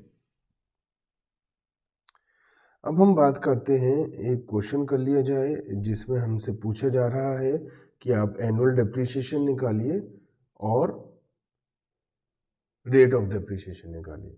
तो एनुअल डेप्रिसिएशन भी कैलकुलेट करना है, रेट ऑफ, तो एनुअल डेप्रिसिएशन के लिए तो हमें पता है स्ट्रेट लाइन मेथड के लिए cost minus scrap value divide by number of years. Cost is 7,40,000 और ये हमारी 7,40,000 की एसेट खरीदी है, इस पे इंस्टॉलेशन का एक्सपेंसेस है, ये भी हमारी कॉस्ट का पार्ट हो जाएगा। और लाइफ है 5 ईयर्स, इसकी रिलाइजेबल वैल्यू जो है स्क्रैप वैल्यू 40,000 है, उसे माइनस कर देते हैं। और divide by number of years जो कि 5 है। तो अगर हम लोग इसको डिवाइड करते हैं तो ये आता है हमारा 1,52,000 रुपीज़। अब हमें रेट निकालना है जो होता है depreciation upon cost into 100। Depreciation is 1,52,000, cost is 8 lakh. Scrap value को हटा बगैर देखेंगे कॉस्ट, और इंस्टॉलेशन एक्सपेंसेस को ऐड करके देखेंगे तो ये आ रहा है 19% पर एनम। तो हम लोगों ने डेप्रिसिएशन की अमाउंट भी निकाली और साथ ही साथ रेट भी निकाला हो रहा है। तो फर्स्ट ईयर जो 1 अक्टूबर 15 से हमारी फर्स्ट ट्रांजैक्शन है, एसेट को परचेज किया है हम लोगों ने। तो ईयर एंड होगा 31 मार्च 16 को फर्स्ट ईयर, 31 मार्च 17 को सेकेंड ईयर और 31 मार्च 18 को थर्ड ईयर। क्योंकि ये बहुत सिंपल और फर्स्ट क्वेश्चन है, इसमें हमने कोई भी सेल परचेज बीच में नहीं किया है, तो हम लोगों को सिंपल अकाउंट बनाना आना चाहिए कि भाई कैसे करें, इसलिए मैं ये बिल्कुल सिंपल सा क्वेश्चन करा रहा हूँ। अब मुझे जल्दी से बताओ, जब हम असेट को परचेज करेंगे तो क्या जनरल एंट्री बनाएंगे? हमने मशीन खरीदा तो क्या एंट्री बनेगी, जल्दी बताओ। फर्स्ट डेट डाल देता हूँ, 1 अक्टूबर 15, और हमारी जो एंट्री बनेगी मशीनरी डेबिट टू कैश या बैंक अकाउंट, तो मैं टू बैंक लिख रहा हूँ, आप कैश भी लिख सकते हैं। 1,50,000 एक साथ लिख रहा हूँ, 140 प्लस 10,000 इंस्टॉलेशन का, 1,40,000 प्लस 10,000। फिर और कुछ नहीं हुआ है, अब ईयर एंड आ गया। अब यहाँ पर हमें पता है 6 महीना हुआ है तो 6 महीने का डिप्रिसिएशन लगेगा 31 मार्च 16 को। और डिप्रिसिएशन की क्या एंट्री होती है, बोलो बोलो। Depreciation account debit to machinery account, तो मशीनरी अकाउंट के क्रेडिट में क्या आ जाएगा, बाय डेप्रिसिएशन अकाउंट। और 1,50,000 रुपीज़ पर डेप्रिसिएशन का रेट 10% है और 6 मंथ्स का लगेगा, क्योंकि हमने 6 महीने के लिए इस असेट को यूज़ किया है, विच इज़ 7,500। तो ये काम तो हमने कर दिया, सिंपल डेप्रिसिएशन लगा के दिया। अब इसका बैलेंस कैलकुलेट कर लेते हैं। बैलेंस आ जाएगा 1,50,000 टोटल, और balance 31 March 16 by balance carry down 1,42,500, 1,416 to balance brought down 1,42,500। अब कुछ नहीं है, बस हर साल डेप्रिसिएशन लगाना है, क्योंकि और कोई ट्रांजैक्शन है नहीं। तो 31 मार्च 17 को डेप्रिसिएशन लग जाएगा। और डेप्रिसिएशन किस पर लगेगा, दो मेथड है, एक स्ट्रेट लाइन और एक रिटर्न डाउन वैल्यू मेथड। हमने अभी तक स्ट्रेट लाइन सीखा है। स्ट्रेट लाइन इस क्वेश्चन में भी कॉस्ट पर बोला है, कॉस्ट मीन्स स्ट्रेट लाइन। तो कॉस्ट है 1,50,000, तो 1,50,000 पे डेप्रिसिएशन लग जाएगा। अगर ये रिटर्न डाउन वैल्यू मेथड होता तो मैं 142,500 पर डेप्रिसिएशन लगाता, बस इतना सा फर्क है और कोई भी चेंज नहीं है। तो 1,50,000 पर अब पूरे साल का लग जाएगा 10%, 15,000 रुपीज़। मैं टोटल कर लेता हूँ, टोटल हो जाएगा 1,42,500, 1,42,500। 142,500 में से 15,000 लेस कर देते हैं तो 127,500 आ जाएगा balance, by balance carry down 127,500। अब ये बैलेंस ब्रोट डाउन हो जाएगा 1,417 to balance brought down 1,27,500। Third year में और कुछ नहीं है, फिर से डिप्रिसिएशन लगेगा, कितना, वही 1,50,000 के ऊपर 31 March 18 bye depreciation account, again 1,50,000 का 10%, 15,000 रुपीज़ और बैलेंस आ जाएगा 1,12,500 31 March 18 by balance carried down. तो इस तरीके से हमें ये काम करना है, बहुत ही सिंपल है। टू बैलेंस ब्रोट डाउन, चाहे तो ब्रोट डाउन लिखें चाहे ना लिखें, इतनी बड़ी बात नहीं, लिख दें तो अच्छा है, मार्क्स कटने का डर ख़त्म हो जाएगा। अब हमें जो दूसरा अकाउंट बनाना है वो है डेप्रीशिएशन का अकाउंट। डेप्रीशिएशन का अकाउंट बहुत सिंपल है, इसके अंदर हमें केवल एक डेप्रीशिएशन चार्ज करने की एंट्री बनानी है और दूसरी उसे P&L में ट्रांसफ़र करने की एंट्री बनानी है। तो बहुत ही ज़्यादा सिंपल है, जनरली पूछा नहीं जाता है, लेकिन अगर पूछेंगे और आपने नहीं बनाया तो आपके मार्क्स कट हो जाएंगे। तो आप लोगों को ज़रूर ज़रूर ज़रूर ये आना चाहिए कि कैसे हमें डेप्रीशिएशन अकाउंट बनाना होता है। मैं इस क्वेश्चन के अंदर आपको डेप्रीशिएशन अकाउंट बनाकर बता रहा हूँ, लेकिन हर क्वेश्चन में नहीं बताऊँगा। डेप्रीशिएशन अकाउंट में केवल इसी क्वेश्चन में बनाकर बता रहा हूँ, और किसी भी क्वेश्चन में मैं डेप्रीशिएशन अकाउंट आपको बनाकर नहीं बताने वाला हूँ। तो आप इसी क्वेश्चन में ध्यान से समझ लो डेप्रीशिएशन अकाउंट कैसे बनेगा, ठीक है।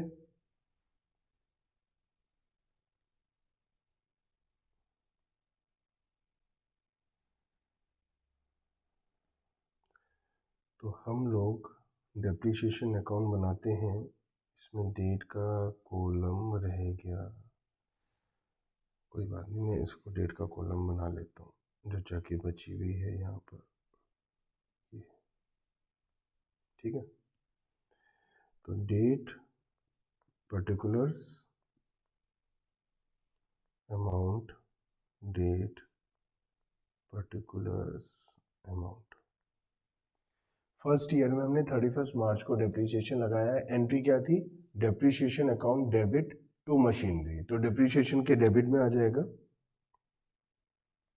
31 मार्च 16 को ये जो डेप्रीशिएशन हमने लगाया था, तो एंट्री यहीं पर आ जाएगी इसकी, डेप्रीशिएशन अकाउंट डेबिट टू, हम डेप्रीशिएशन अकाउंट बना रहे हैं तो depreciation account debit to machinery, तो यहाँ आ जाएगा टू मशीनरी 7500। और ईयर एंड में इसे कहाँ ट्रांसफर करते हैं? प्रॉफिट एंड लॉस अकाउंट में। एंट्री क्या होती है? Profit and loss account debit to depreciation, तो इसे हम प्रॉफिट एंड लॉस अकाउंट में ट्रांसफर कर देंगे।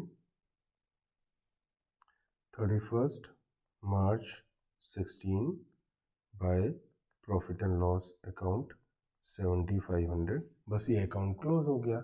अब नेक्स्ट ईयर में हमने डिप्रिसिएशन लगाया 31 मार्च 17 को, तो टू मशीनरी अकाउंट 15,000, इसे ट्रांसफ़र कर देंगे ईयर एंड में। एक बात ध्यान रखिएगा, अगर किसी वजह से ईयर के बीच में कोई एसेट हमने सेल करी है तो उस पर उस दिन का डेप्रीशिएशन लगा होगा, फिर ईयर एंड में बची हुई एसेट्स पर होगा, तो दो बार डेप्रीशिएशन तो लगेगा, लेकिन P&L में ट्रांसफ़र एक ही बार होगा ईयर एंड में। फिर 15,000 है और इसे ट्रांसफ़र कर दिया बाय P&L अकाउंट। बस ये इतना सिंपल सा काम कर रहा था हमने। तो अब मैं किसी और क्वेश्चन में आपको डेप्रीशिएशन अकाउंट बनाकर बताने वाला नहीं हूँ, आप लोगों को अपने आप ही ये अकाउंट बनाना होगा इन केस हमें क्वेश्चन में पूछा गया है तो, ठीक है।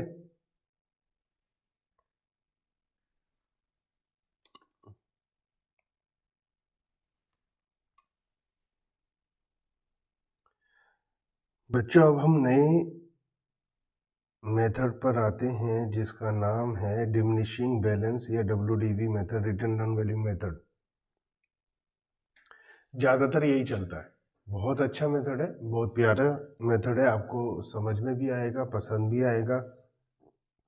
कम पसंद इसलिए आ सकता है कुछ बच्चों को क्योंकि इसमें थोड़ी सी ज़्यादा मेहनत करनी है, क्योंकि हर बार डेप्रिसिएशन कैलकुलेट करना पड़ेगा। स्ट्रेट लाइन मेथड में तो सेम ही होता है, हर साल सेम अमाउंट आती है।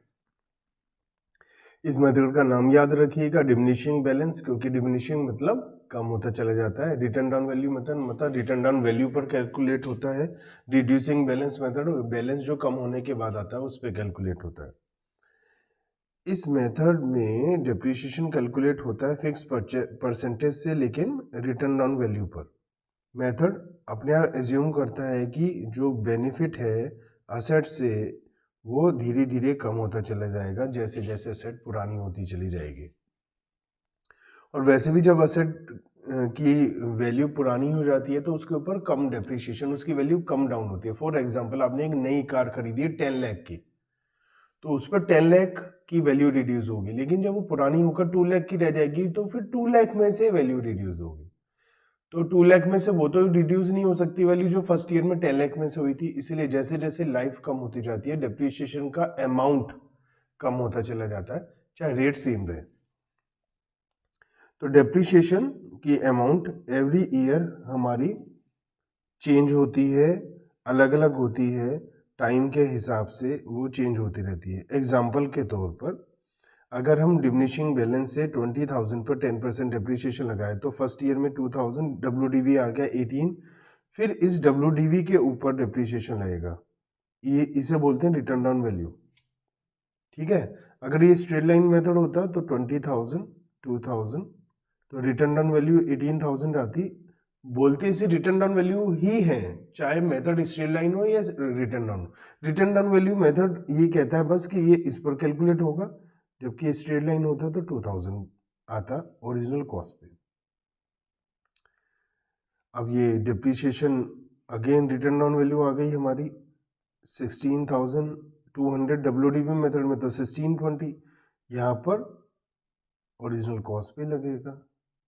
तो अगर सेम रेट ऑफ डेप्रिसिएशन होता है, अगर सेम रेट ऑफ डेप्रिसिएशन होता है तो हमें ये पता चल गया कि सेम रेट ऑफ डेप्रिसिएशन होने के बाद भी हम लोग डेप्रिसिएशन WDV में कम होता चला जा रहा है, लेकिन स्ट्रेट लाइन में सेम होने की वजह से वैल्यू कम हो गई है एसेट की स्ट्रेट लाइन मेथड में। ठीक है, ये थोड़ा सा आपको समझना पड़ेगा।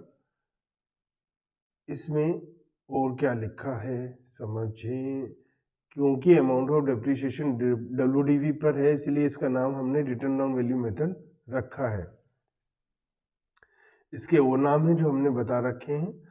फॉर्मूला थोड़ा सा मुश्किल है, इस पे रेट ऑफ डेप्रिसिएशन निकालने का वहाँ तो बहुत सिंपल था, क्या था, depreciation upon cost into 100।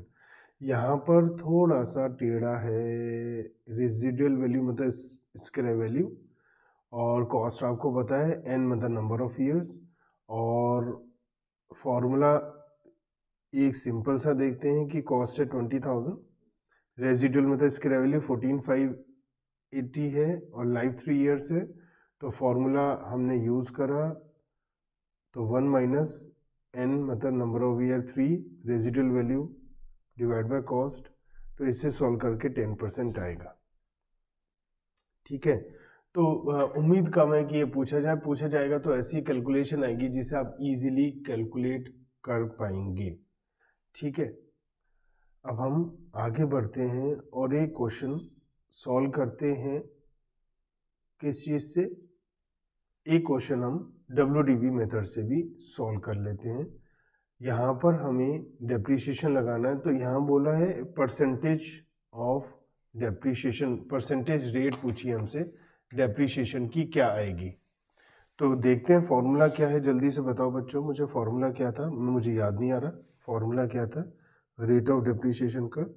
1 minus n scrap value divide by cost. एक बहुत इंपॉर्टेंट बात ध्यान रखना, अगर हमें स्क्रैप वैल्यू नहीं दी तो उसे जीरो मत ले लेना, जीरो लेते ही आप कैलकुलेशन ही नहीं कर पाएंगे, उसे 1 रुपया ले लेना। ठीक है, 1 रुपी, लेकिन जीरो मत लेना।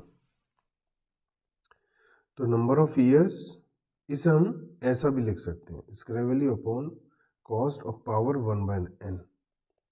तो स्क्रैप वैल्यू क्या है हमारी 10,000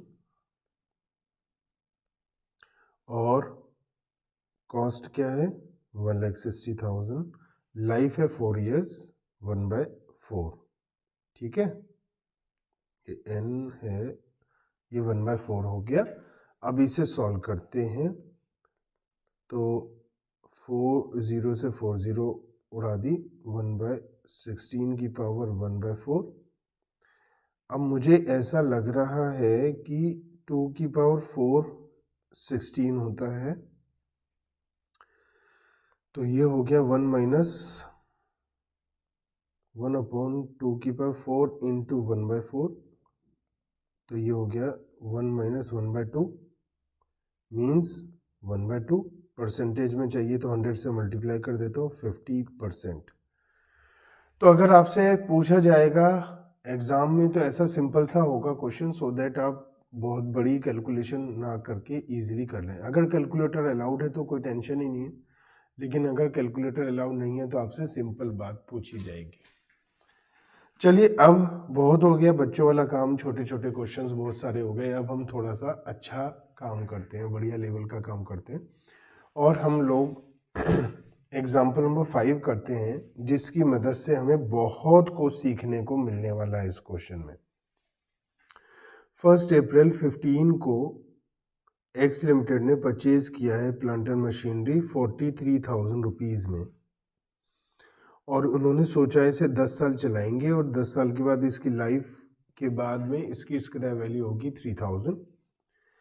1 अप्रैल 16 को कंपनी ने एक और मशीन खरीदी है, उसकी लाइफ 15 साल, सोचिए स्क्रैप वैल्यू है। फिर 1 अक्टूबर को एक और मशीन खरीदी है और उसकी स्क्रैप वैल्यू बता रखी है। हमें प्लांट एंड मशीनरी अकाउंट 31 मार्च 19 तक का दिखाना है। डेप्रीशिएशन स्ट्रेट लाइन मेथड से है और अकाउंट जो क्लोज होते हैं वो 31 मार्च एवरी ईयर क्लोज होते हैं।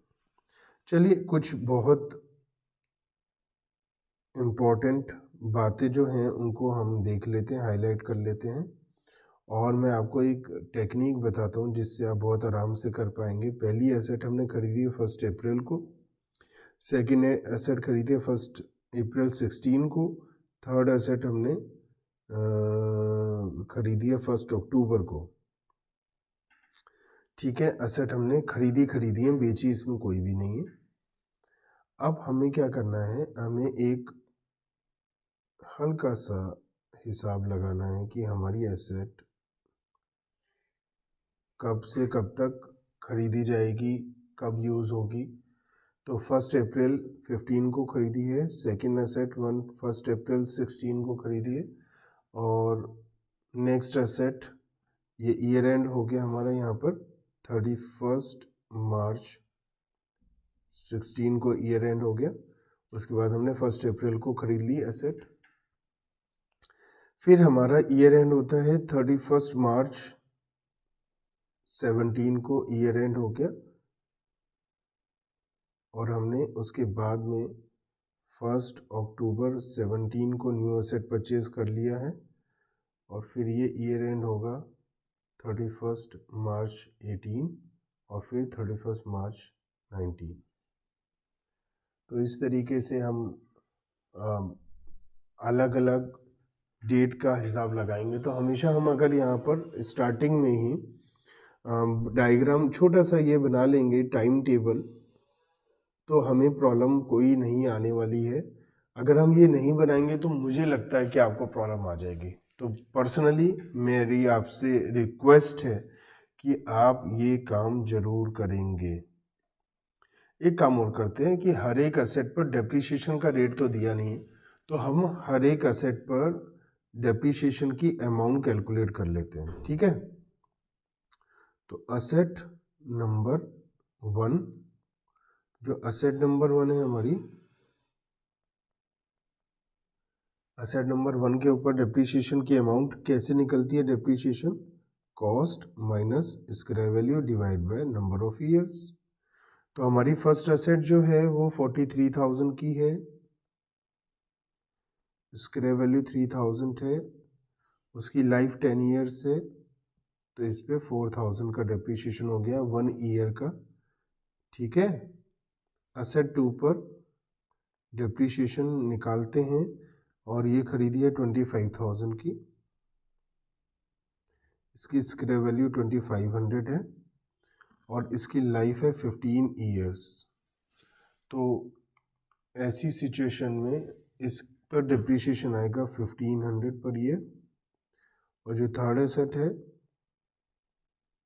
उसकी जो लाइफ है वो 20 ईयर्स है, कॉस्ट 12,000 है, स्क्रैप वैल्यू 2000 है, लाइफ 20 ईयर्स है। तो इसके ऊपर अमाउंट 500 रुपीज़ आ जाएगा पर ईयर का। तो ये एन पर एनम के डिप्रिसिएशन का अमाउंट आ गया है पर एनम पर एनम पर एनम। तो अब हम बिल्कुल रेडी है अपना होमवर्क करके, वर्किंग नोट बनाकर, कि अब हम लोग इजीली कैलकुलेट कर सकते हैं, अकाउंट बना सकते हैं। ठीक है, तो अकाउंट बनाना है हमें, तो अकाउंट बनाते हैं जल्दी से।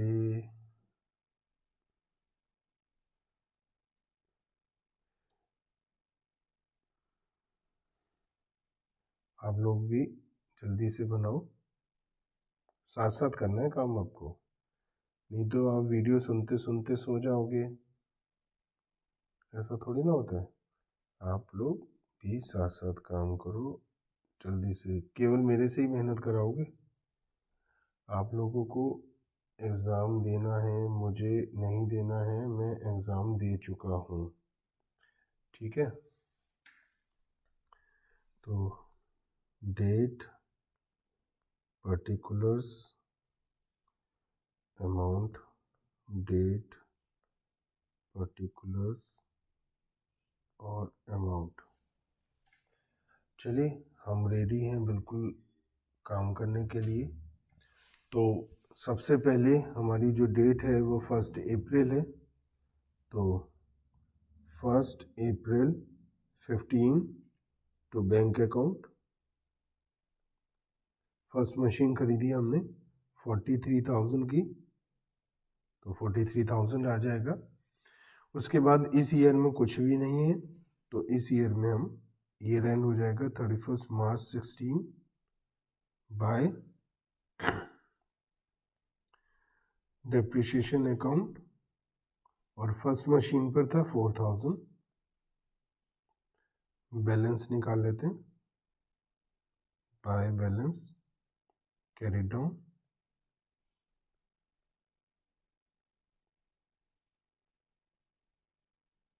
तो फर्स्ट ईयर का डेप्रिसिएशन लगाने के बाद बैलेंस आ जाएगा 39,000।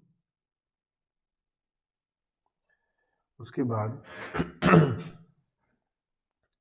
हमारे पास 1 अप्रैल 16 को बैलेंस आ जाएगा, टू बैलेंस ब्रोट डाउन 39,000। फिर नेक्स्ट ईयर, अब हम यहाँ पर इस जगह आ चुके हैं, ये हो गया काम। अब हमने 1 अप्रैल 16 को एक नई एसेट परचेज की है। 1 अप्रैल 16 को एक नई एसेट खरीदी है टू बैंक अकाउंट, और ये जो नई एसेट है ये 25,000 रुपीज़ की है। अब ईयर एंड आएगा 31 मार्च 17 को बाय डेप्रिसिएशन अकाउंट। फर्स्ट वाली मशीन पर 4,000, सेकेंड वाली मशीन पर 1,500, तो टोटल 5,500 रुपीज़ का हमारा डेप्रिसिएशन लग जाएगा। बैलेंस आ जाएगा bye balance carry down. First machine हमारी 39,000 की थी, तो 39,000 माइनस 4,000 का डेप्रिसिएशन 35,000। सेकेंड मशीन 25,000 की थी, उस पर 1,500 का डेप्रिसिएशन 23,500। तो 35,000 और 23,500 58,500, और टोटल हो गया हमारा 64,000। अब हम बात करते हैं नेक्स्ट ईयर की, जो कहता है कि ओपनिंग बैलेंस है 58,500 का, जिसमें फर्स्ट मशीन 35,000 की है, सेकंड मशीन 500 की है। फिर हमने इस साल 1 अक्टूबर को एक न्यू एसेट परचेज की है 12,000 रुपये की, तो to bank account 12,000 rupees, year end आएगा बाय डेप्रिसिएशन अकाउंट। फर्स्ट वाली मशीन पर 4,000, सेकेंड वाली मशीन पे 1,500। जो थर्ड मशीन है वो 1 अक्टूबर को खरीदी है, उसके ऊपर हमारा डेप्रिसिएशन तो 500 है, लेकिन एक साल का है तो 6 महीने का चाहिए 250। तो हमारा जो डेप्रिसिएशन आएगा वो 5750 आ जाएगा। बैलेंस निकाल लेते हैं। अब हमारा क्वेश्चन में कुछ नहीं बचा, बस 31 मार्च 19 तक का अकाउंट बनाना है हमें। अभी हम 18 पर हैं, तो इसमें बाय बैलेंस कैरी डाउन ऐसी फर्स्ट, सेकेंड और थर्ड मशीन का बैलेंस निकाल लेंगे।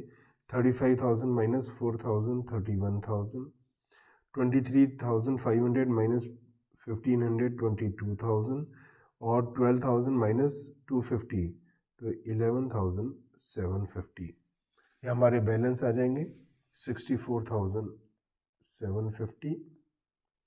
टोटल आ जाएगा 70,500। ऐसे ही हमारा तीसरे साल का नेक्स्ट ईयर का भी सेम इसी टाइप से बन जाएगा। ठीक है, बनाऊं या आप खुद बना लेंगे? कुछ बच्चे कह रहे हैं सर बनाओ। लो, तो 1 अप्रैल 18 टू बैलेंस ब्रोट डाउन 64,750 अलग अलग आ जाएगा हर मशीन का। 31 मार्च 19 को bye depreciation account, first machine पे 4,000, सेकंड मशीन पे 1,500, थर्ड मशीन पर 500, तो जो टोटल आ जाएगा 6,000 रुपीज़ आ जाएगा। ठीक है, और बैलेंस फर्स्ट मशीन का बैलेंस हमारा 31,000 था, सेकंड मशीन का बैलेंस 22,000 था, थर्ड मशीन का ओपनिंग बैलेंस 11,750 था। तो 31,000 में से 4,000 निकाल दिए हमने, 27,000 आ गए हमारे फर्स्ट मशीन का बैलेंस।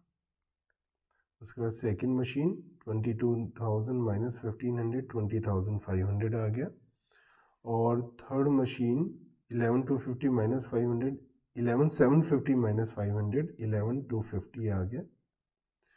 इसका टोटल आ गया 58,750 और टोटल 64,750।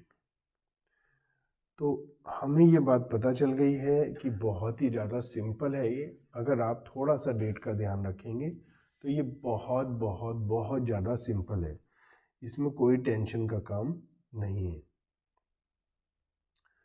अब हम बात करते हैं एग्जाम्पल नंबर 6 की। थोड़ा सा और आगे बढ़ते हैं और हम असेट को बेचने की बात करते हैं। आपको याद है जब मैंने कहा था कि एसेट को जब भी हम सेल करेंगे तो उसमें 3 काम होंगे। पहला काम, जब हमने एसेट को बेचा उस दिन तक का डेप्रिसिएशन, दूसरा सेलिंग प्राइस, तीसरा प्रॉफिट और लॉस निकालेंगे। और उसके लिए हम सेलिंग प्राइस को रिटर्न ऑन वैल्यू से कंपेयर करेंगे, और रिटर्न ऑन वैल्यू कौन सी? On the date of sale. ठीक है, कॉस्ट से हम कंपेयर कभी भी नहीं कर सकते। एग्जाम्पल नंबर 6 पढ़ो जल्दी से।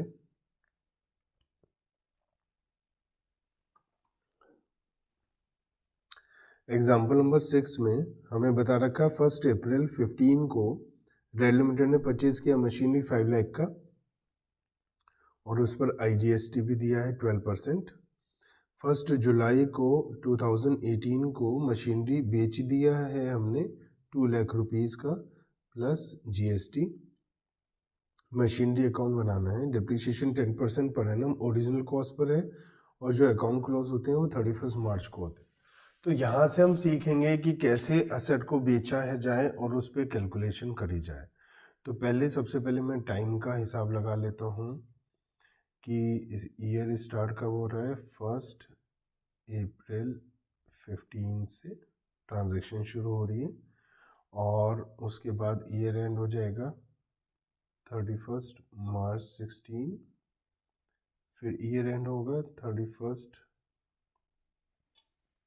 मार्च 17, ठीक है। और उसके बाद फिर से ईयर एंड होगा 31 मार्च 18 और उसके बाद ईयर एंड होगा 31 मार्च 19। और हमने जो असेट को बेचा है वो इस पीरियड आखिरी चौथे साल में बेचा हमने। तो जल्दी से आप मेरे से, आप चाहें तो वीडियो पॉज करके मेरे से पहले सेल की डेट तक का पूरा अकाउंट बना सकते हो। फिर सेल की डेट से कैसे काम होगा वो अभी हम सीख लेंगे, ठीक है। जल्दी से आप कर सकते हैं मेरे से भी जल्दी, मेरे से जल्दी काम कर सकते हैं, मुझे फील कर सकते हैं अपनी स्पीड के आगे। अपनी जादुई स्पीड मुझे दिखाओ, जादू वाली, ठीक है।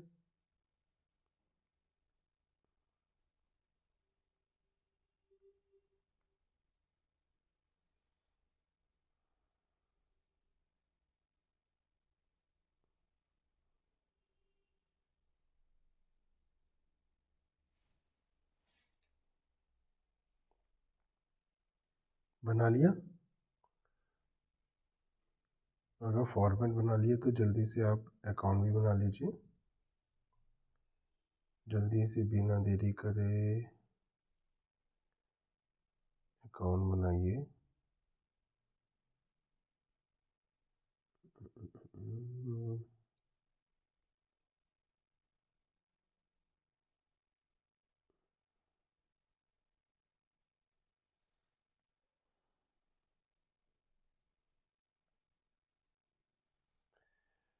ठीक है, बाकी के लिए वर्किंग नोट के लिए हमने जगह यहाँ छोड़ दी है, हम यहाँ पर वर्किंग नोट बना लेंगे। देखिए सबसे पहला काम हुआ है 1 अप्रैल को हमने एसेट परचेज करी है तो टू बैंक अकाउंट हो जाएगा। ये हम मशीनरी अकाउंट बना रहे हैं, जगह यहाँ पर लिख देता हूँ मैं, मशीनरी अकाउंट। तो मशीनरी अकाउंट बना रहे हैं हमने, 5 लाख की मशीन खरीदी है और जो जीएसटी दिया है वो इनपुट जीएसटी अकाउंट में जाएगा, तो यहाँ नहीं आएगा, हमें कोई लेना देना नहीं है उससे। पहला साल ख़त्म हो गया। मैं बार आपने मुझे याद नहीं दिलाया कि डेट का कॉलम रह गया है। अच्छा याद दिलाया था लेकिन मैंने सुना नहीं, ओके कोई इशू नहीं है। बिना डेट के तो ये चैप्टर बिल्कुल दमदार नहीं है, ठीक है ना। डेट के बगैर इस चैप्टर में हम कुछ भी नहीं कर सकते हैं, डेट बहुत ज़्यादा इम्पोर्टेंट है, ठीक है।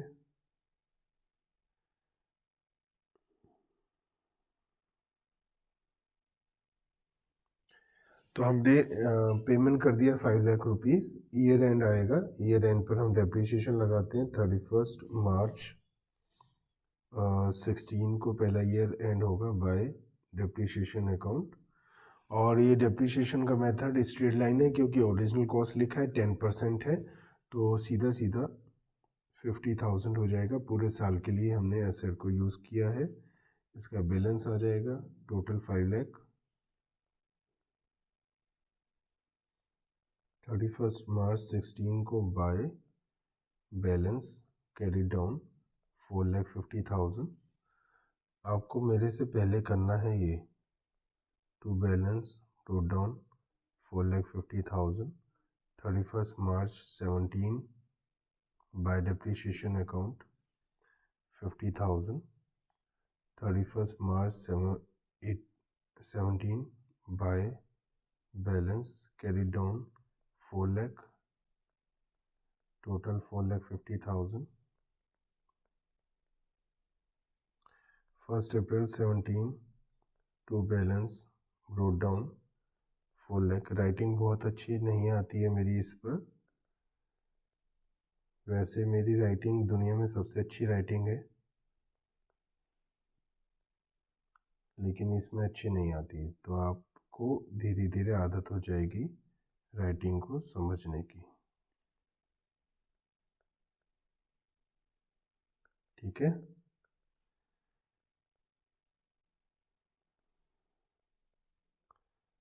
अब आ गए हैं हम आखिरी साल में 1 अप्रैल 18 टू बैलेंस ब्रोट डाउन 3,50,000। यहाँ तक तो आप नहीं पहुँचे हैं तो पॉज करिए वीडियो और पहुँच जाइए, और पहुँच गए हैं तो फिर तो कोई टेंशन है ही नहीं। 3,50,000 रुपीज़ की हमारी साल के शुरू में WDV है, और हमने आखिरी साल में एसेट को बेचा है यहाँ पर 1 जुलाई को। 3 महीने के बाद अप्रैल मई जून 3 महीना यूज़ कर रहा है, 1 जुलाई को बेचा है, 1 जुलाई को बेचा है, तो हमें 3 महीने का डिप्रिसिएशन लगाना है। डिप्रिसिएशन लगाएंगे 3 महीने का 1 जुलाई 18 को। 1 जुलाई 18 को 3 महीने का डिप्रिसिएशन लगा देंगे बाय डिप्रिसिएशन अकाउंट। 50,000 रुपये 1 साल का है, तो 3 महीने का हो गया 12,500। ठीक है, तो पहला काम कर दिया, डिप्रिसिएशन लगा दिया। दूसरा काम, सेल की एंट्री क्या थी, कैश या बैंक अकाउंट डेबिट किया था और असेट को क्रेडिट किया था, तो बाय बैंक अकाउंट। और बेचा है 2 लाख में। अब आएगा हमारा, क्योंकि एक ही एसेट है तो यहाँ बैलेंसिंग फिगर आ जाएगी। अगर एक से ज़्यादा एसेट होती तो हमें वर्किंग नोट बनाने की जरूरत पड़ती है। वर्किंग नोट में क्या करते, opening WDV minus depreciation of current year, तो WDV on the date of sale आ जाती 350 माइनस 12,500, 337,500, और इसे बेचा है 2 लाख में तो 137,500 का लॉस हो गया। तो ये हम वर्किंग नोट में निकालते अगर हमारे पास और भी बहुत सारी एसेट होती तो, लेकिन अब हमारे पास एक ही एसेट है तो अकाउंट की बैलेंसिंग फिगर आ जाएगी लॉस 1,37,500। ठीक है, तो ये हमने सेल करा, और उस पर कैसे एंट्री क्या बताई थी, लॉस को ट्रांसफर करने की P&L में, P&L डेबिट टू मशीनरी, मतलब P&L डेबिट टू एसेट। तो ये हमारा था डायरेक्ट मेथड। अब हम बात करते हैं इनडायरेक्ट मेथड की। इनडायरेक्ट मेथड का मतलब होता है कि हम लोग डायरेक्टली डेप्रिसिएशन को असेट अकाउंट में ना लिखकर एक अलग से अकाउंट में लिखें, जिसका नाम है provision for depreciation, accumulated depreciation या डेप्रिसिएशन रिजर्व अकाउंट। तो इस मेथड में बच्चों को थोड़ी सी प्रॉब्लम होती है। वो इसलिए होती है क्योंकि वो ध्यान नहीं देते हैं। अगर आप ध्यान देंगे तो कोई प्रॉब्लम होने वाली नहीं है, ये बहुत ही ज़्यादा सिंपल है। तो हम लोगों को सीखना है इनडायरेक्ट मेथड। कई स्टूडेंट कहते हैं सर छोड़ देते हैं इसको, आप अभी छोड़ दोगे बाद में क्या होगा। ठीक है, तो बाद में हर जगह आएगा, ये तो आपको पता होना चाहिए हर हालत में। In case of this method, जो डेप्रिसिएशन है वो हम हर साल एक नए अकाउंट में डालेंगे जिसका नाम है प्रोविजन फॉर डेप्रिसिएशन अकाउंट, और P&L में तो जाएगा ही जाएगा, वो तो कोई बात ही नहीं है, हमेशा की तरह। जनरल एंट्री, पहले की एंट्री होती थी depreciation account debit, rule number 3, loss या एक्सपेंस को डेबिट करते हैं। अब भी वही है, पहले हमने क्या एंट्री बनाई थी, क्रेडिट किया था। किसको किया था क्रेडिट, बताओ जल्दी से, फिक्स्ड एसेट अकाउंट को रूल नंबर 2 लगाया था हमने। लेकिन यहाँ पर हम लोग क्या कर रहे हैं, प्रोविजन को क्रेडिट कर रहे हैं। ये प्रोविजन किस चीज़ के लिए है, लॉस के लिए। डेप्रिसिएशन डेबिट कर दिया और उसे एक अलग अकाउंट में मेंटेन कर रहे हैं, तो इसको ट्रांसफर किया है हमने प्रोविजन फॉर डेप्रिसिएशन अकाउंट में। फिर डेप्रिसिएशन का बैलेंस P&L अकाउंट में ट्रांसफर हो जाएगा। प्रॉफिट एंड लॉस, ये तो पहले भी एंट्री बनाई थी, बस क्या फर्क आया, पहले हमने डेप्रिसिएशन टू फिक्स्ड एसेट किया था, अब depreciation to provision for depreciation किया। जब एसेट बिकेगी तब क्या होगा, तो ये मैं वापस आकर आपको समझाऊंगा तब क्या होगा, अभी नहीं समझाऊंगा। अभी मैं समझाऊंगा तो आप कहेंगे सर आपने तो ज़्यादा कर दिया, तो अभी मैं उसमें नहीं समझाऊंगा। जब आएगा जब जरूरत पड़ेगी तब समझाऊंगा। हाँ, इससे समझते हैं कि हमारे पास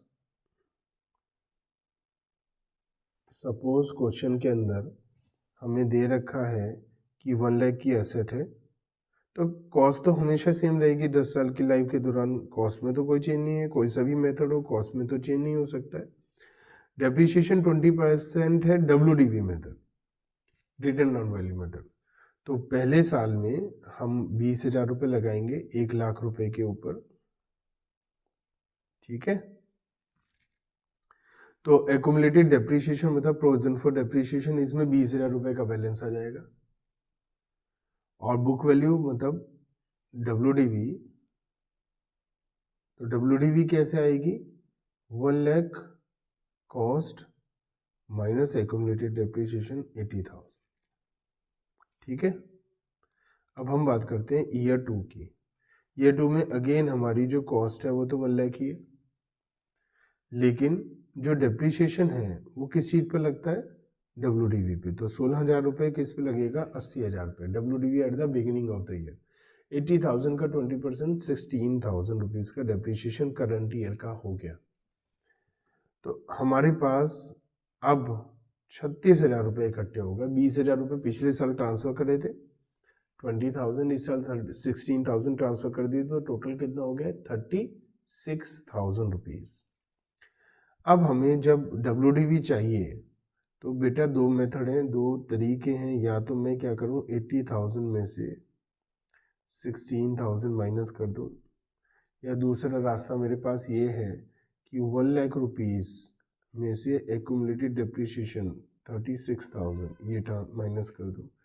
तो हमें दोनों बातें पता होनी चाहिए, क्योंकि आगे फ्यूचर में हमें पता नहीं कौन से मेथड का यूज़ करने की ज़रूरत पड़ जाए।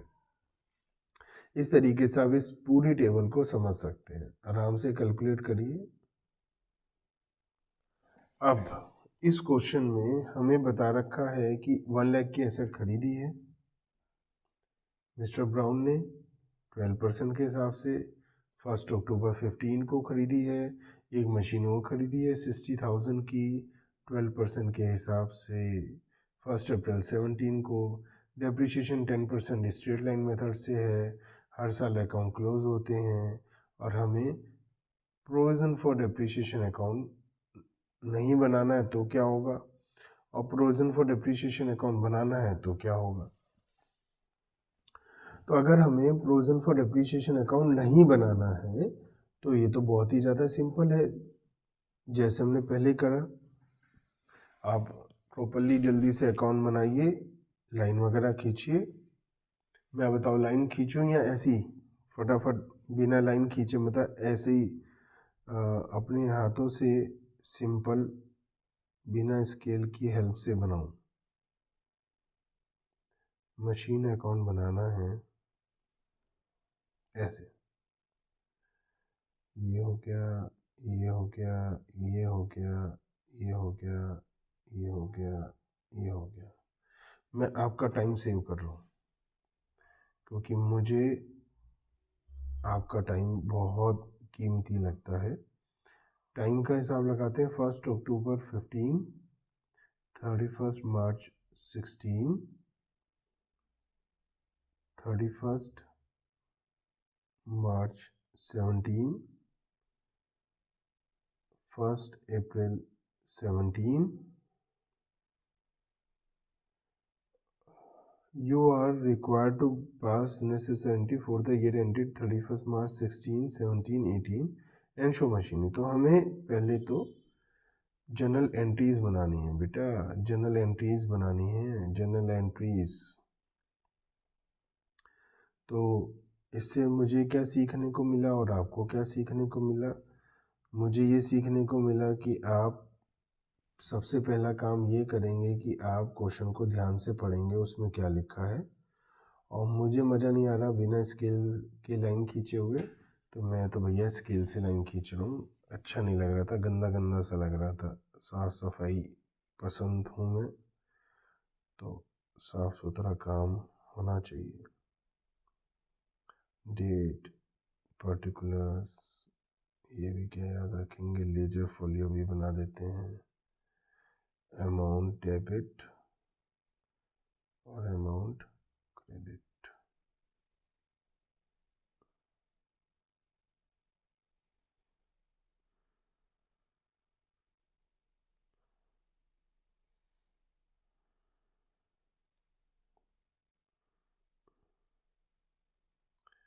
तो ये हमारा जनरल है, ठीक है।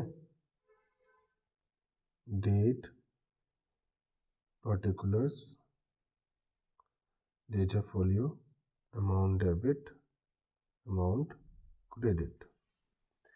तो इसमें बोला है दोनों मेथड से आप अकाउंट बनाइए। तो सबसे पहला हमारा जो फर्स्ट एंट्री है उसकी डेट क्या आएगी बताओ। फर्स्ट एंट्री की क्या डेट आएगी? 1 अक्टूबर 15। और हमने मशीनरी खरीदी है तो मशीनरी अकाउंट डेबिट, थोड़ा बड़ा, ठीक है, जब जरूरत पड़ेगी तो छोटा कर दूंगा। Machinery account debit to bank account. Narration भी लिखेंगे, बीइंग मशीनरी परचेज्ड। नरेशन हर एक चीज की लिखनी है हमें। ये खरीदी, अच्छा मशीनरी के साथ साथ हमने जीएसटी भी है, इसलिए इसमें जनरल एंट्री पूछी है ताकि हमें पता चल जाए कि जीएसटी की एंट्री बनानी आती है या नहीं। तो इसे साफ भी कर दूं थोड़ा सा। Machinery account debit, input IGST account debit to bank account. Machinery है 1 लाख की और इनपुट आईजीएसटी है 12%, 12,000, 1,12,000 रुपये की being machinery purchased and IGST paid, ये भी लिख सकते हैं आप नरेशन में। चलिए आगे बढ़ते हैं। 1 अक्टूबर 2015 के बाद में ईयर एंड आएगा 31 मार्च 16 को। तो डेप्रिसिएशन मैं आपको फर्स्ट पार्ट कर रहा हूँ, direct method. Depreciation account debit to machine account being depreciation charge, ये हम लिख देंगे नरेशन। 6 महीने का, 6 महीने का लगेगा क्योंकि 1 अक्टूबर से ईयर एंड 6 महीने होते हैं। 1 लाख के ऊपर अगर हम डेप्रिसिएशन लगाते हैं पूरे साल का तो वो लगता है हमारा 12% के हिसाब से। ये डेप्रिसिएशन की रेट 10% है तो 1 लाख पर 10% के हिसाब से 10,000 लगता है, लेकिन हमें 6 महीने का लगाना है तो 5,000 रुपये, 5,000 रुपीज़ का डेप्रिसिएशन हो जाएगा। अब हम बात करते हैं नेक्स्ट ईयर की, 31 मार्च 2017। अच्छा ये पीएनएल में ट्रांसफ़र होगा तो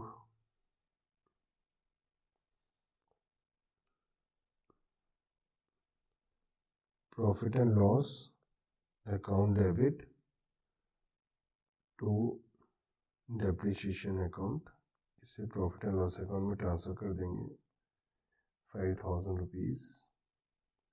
अब हम बात करते हैं नेक्स्ट ईयर की, और नेक्स्ट ईयर हमारी जो एंट्री बनेगी वो कलर चेंज 31 मार्च 17। फिर से एसेट तो खरीदी नहीं है इस दिन। डेप्रिसिएशन टू मशीनरी, डेप्रिसिएशन का मेथड है स्ट्रेट लाइन। पूरे साल का डेप्रिसिएशन लगेगा 10,000 रुपये, 1 लाख के ऊपर, और इसको हम पीएनएल में ट्रांसफ़र कर देंगे। PNL account debit to depreciation account 10,000। फिर हमने 1 अप्रैल 2017 को नए साल में एक नई एसेट खरीदी है 60,000 रुपये की, तो उसकी एंट्री बना लेते हैं। 1 April 17 machine account debit to bank account, again input IGST account debit to bank account. तो मशीनरी 60,000 की है, 12% के हिसाब से 7,200 रुपीज़ का GST हो गया। अब हमारे पास ईयर एंड आएगा, तो ईयर एंड पर 31 मार्च 18 को depreciation account debit to machine account. अब हमें ये ध्यान रखना है कि हमारे पास 2 मशीनें हैं और एक मशीन का जो डेप्रिसिएशन था वो था 5,000 और 10,000 रुपये, और ये जो मशीन है ये 1 अप्रैल को खरीदी है, तो उस पर पूरे साल का डेप्रिसिएशन लग जाएगा। 60,000 का 10% 6,000, और पहले हमारा था 10,000 10,000 और 6,000 16,000 रुपये का डेप्रिसिएशन हो गया दोनों सेट पर, और इसे P&L अकाउंट में ट्रांसफ़र कर देंगे। Profit and loss account debit to depreciation account 16,000। अब हमें ये बात तो समझ में आती है कि बहुत सिंपल है। अब हम इसके लेजर अकाउंट आपको बनाने हैं, सिंपल है, उसमें कोई टेंशन की बात नहीं है। अब मैं आपको इनडायरेक्ट मेथड समझाता हूँ। इनडायरेक्ट मेथड किसे कहते हैं? इनडायरेक्ट मेथड कहते हैं जिसमें हम प्रोविज़न फॉर डेप्रिसिएशन अकाउंट को भी बना रहे हैं। ठीक है,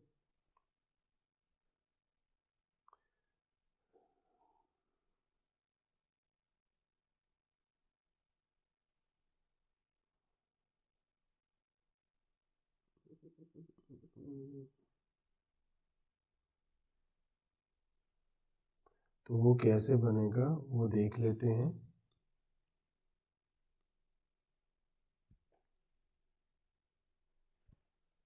ठीक है, ये तो कॉपी होनी थी,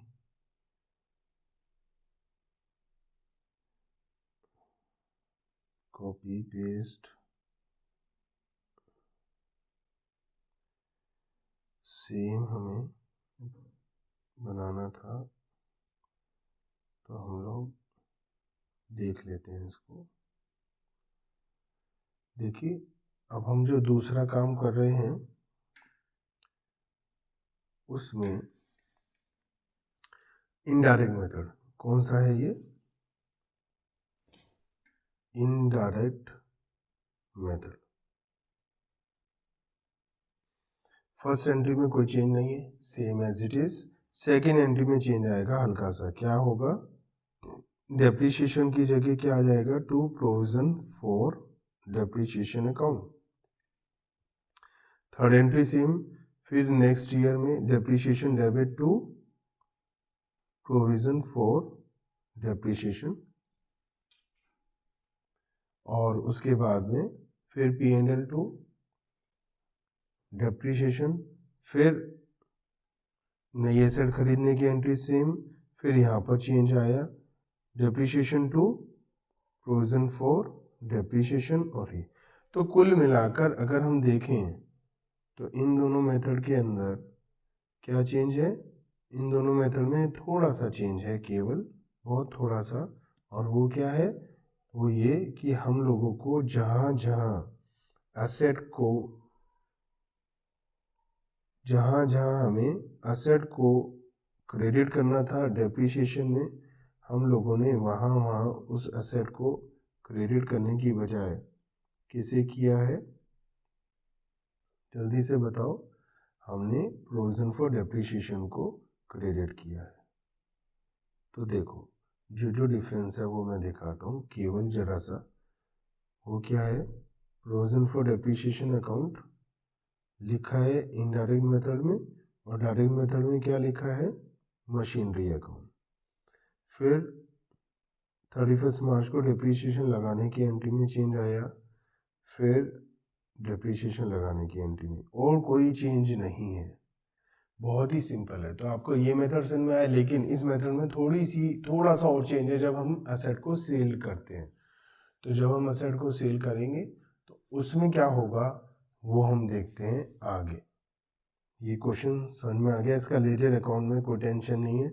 प्रोविजन फॉर डेप्रिसिएशन अकाउंट का बैलेंस आता रहेगा, वो आगे यूज में आ जाएगा, अभी हम सीख लेंगे। ठीक है, हम क्वेश्चन नंबर एग्जाम्पल नंबर 8 करते हैं। और 8 को मैं इतने इसमें प्रोविजन फॉर डेप्रिसिएशन है नहीं है, एसेट डिस्पोजल है नहीं है, सब कुछ करेंगे। इस क्वेश्चन में हम इतना सब कुछ करेंगे कि आपको सारी बातें क्लियर हो जानी चाहिए। और इसके बाद हमारे पास ये, इस क्वेश्चन को हम लोग और ज़्यादा अच्छे से समझने के लिए इसे रिटर्न डाउन वैल्यू मेथड से करेंगे, क्योंकि हम बहुत सारे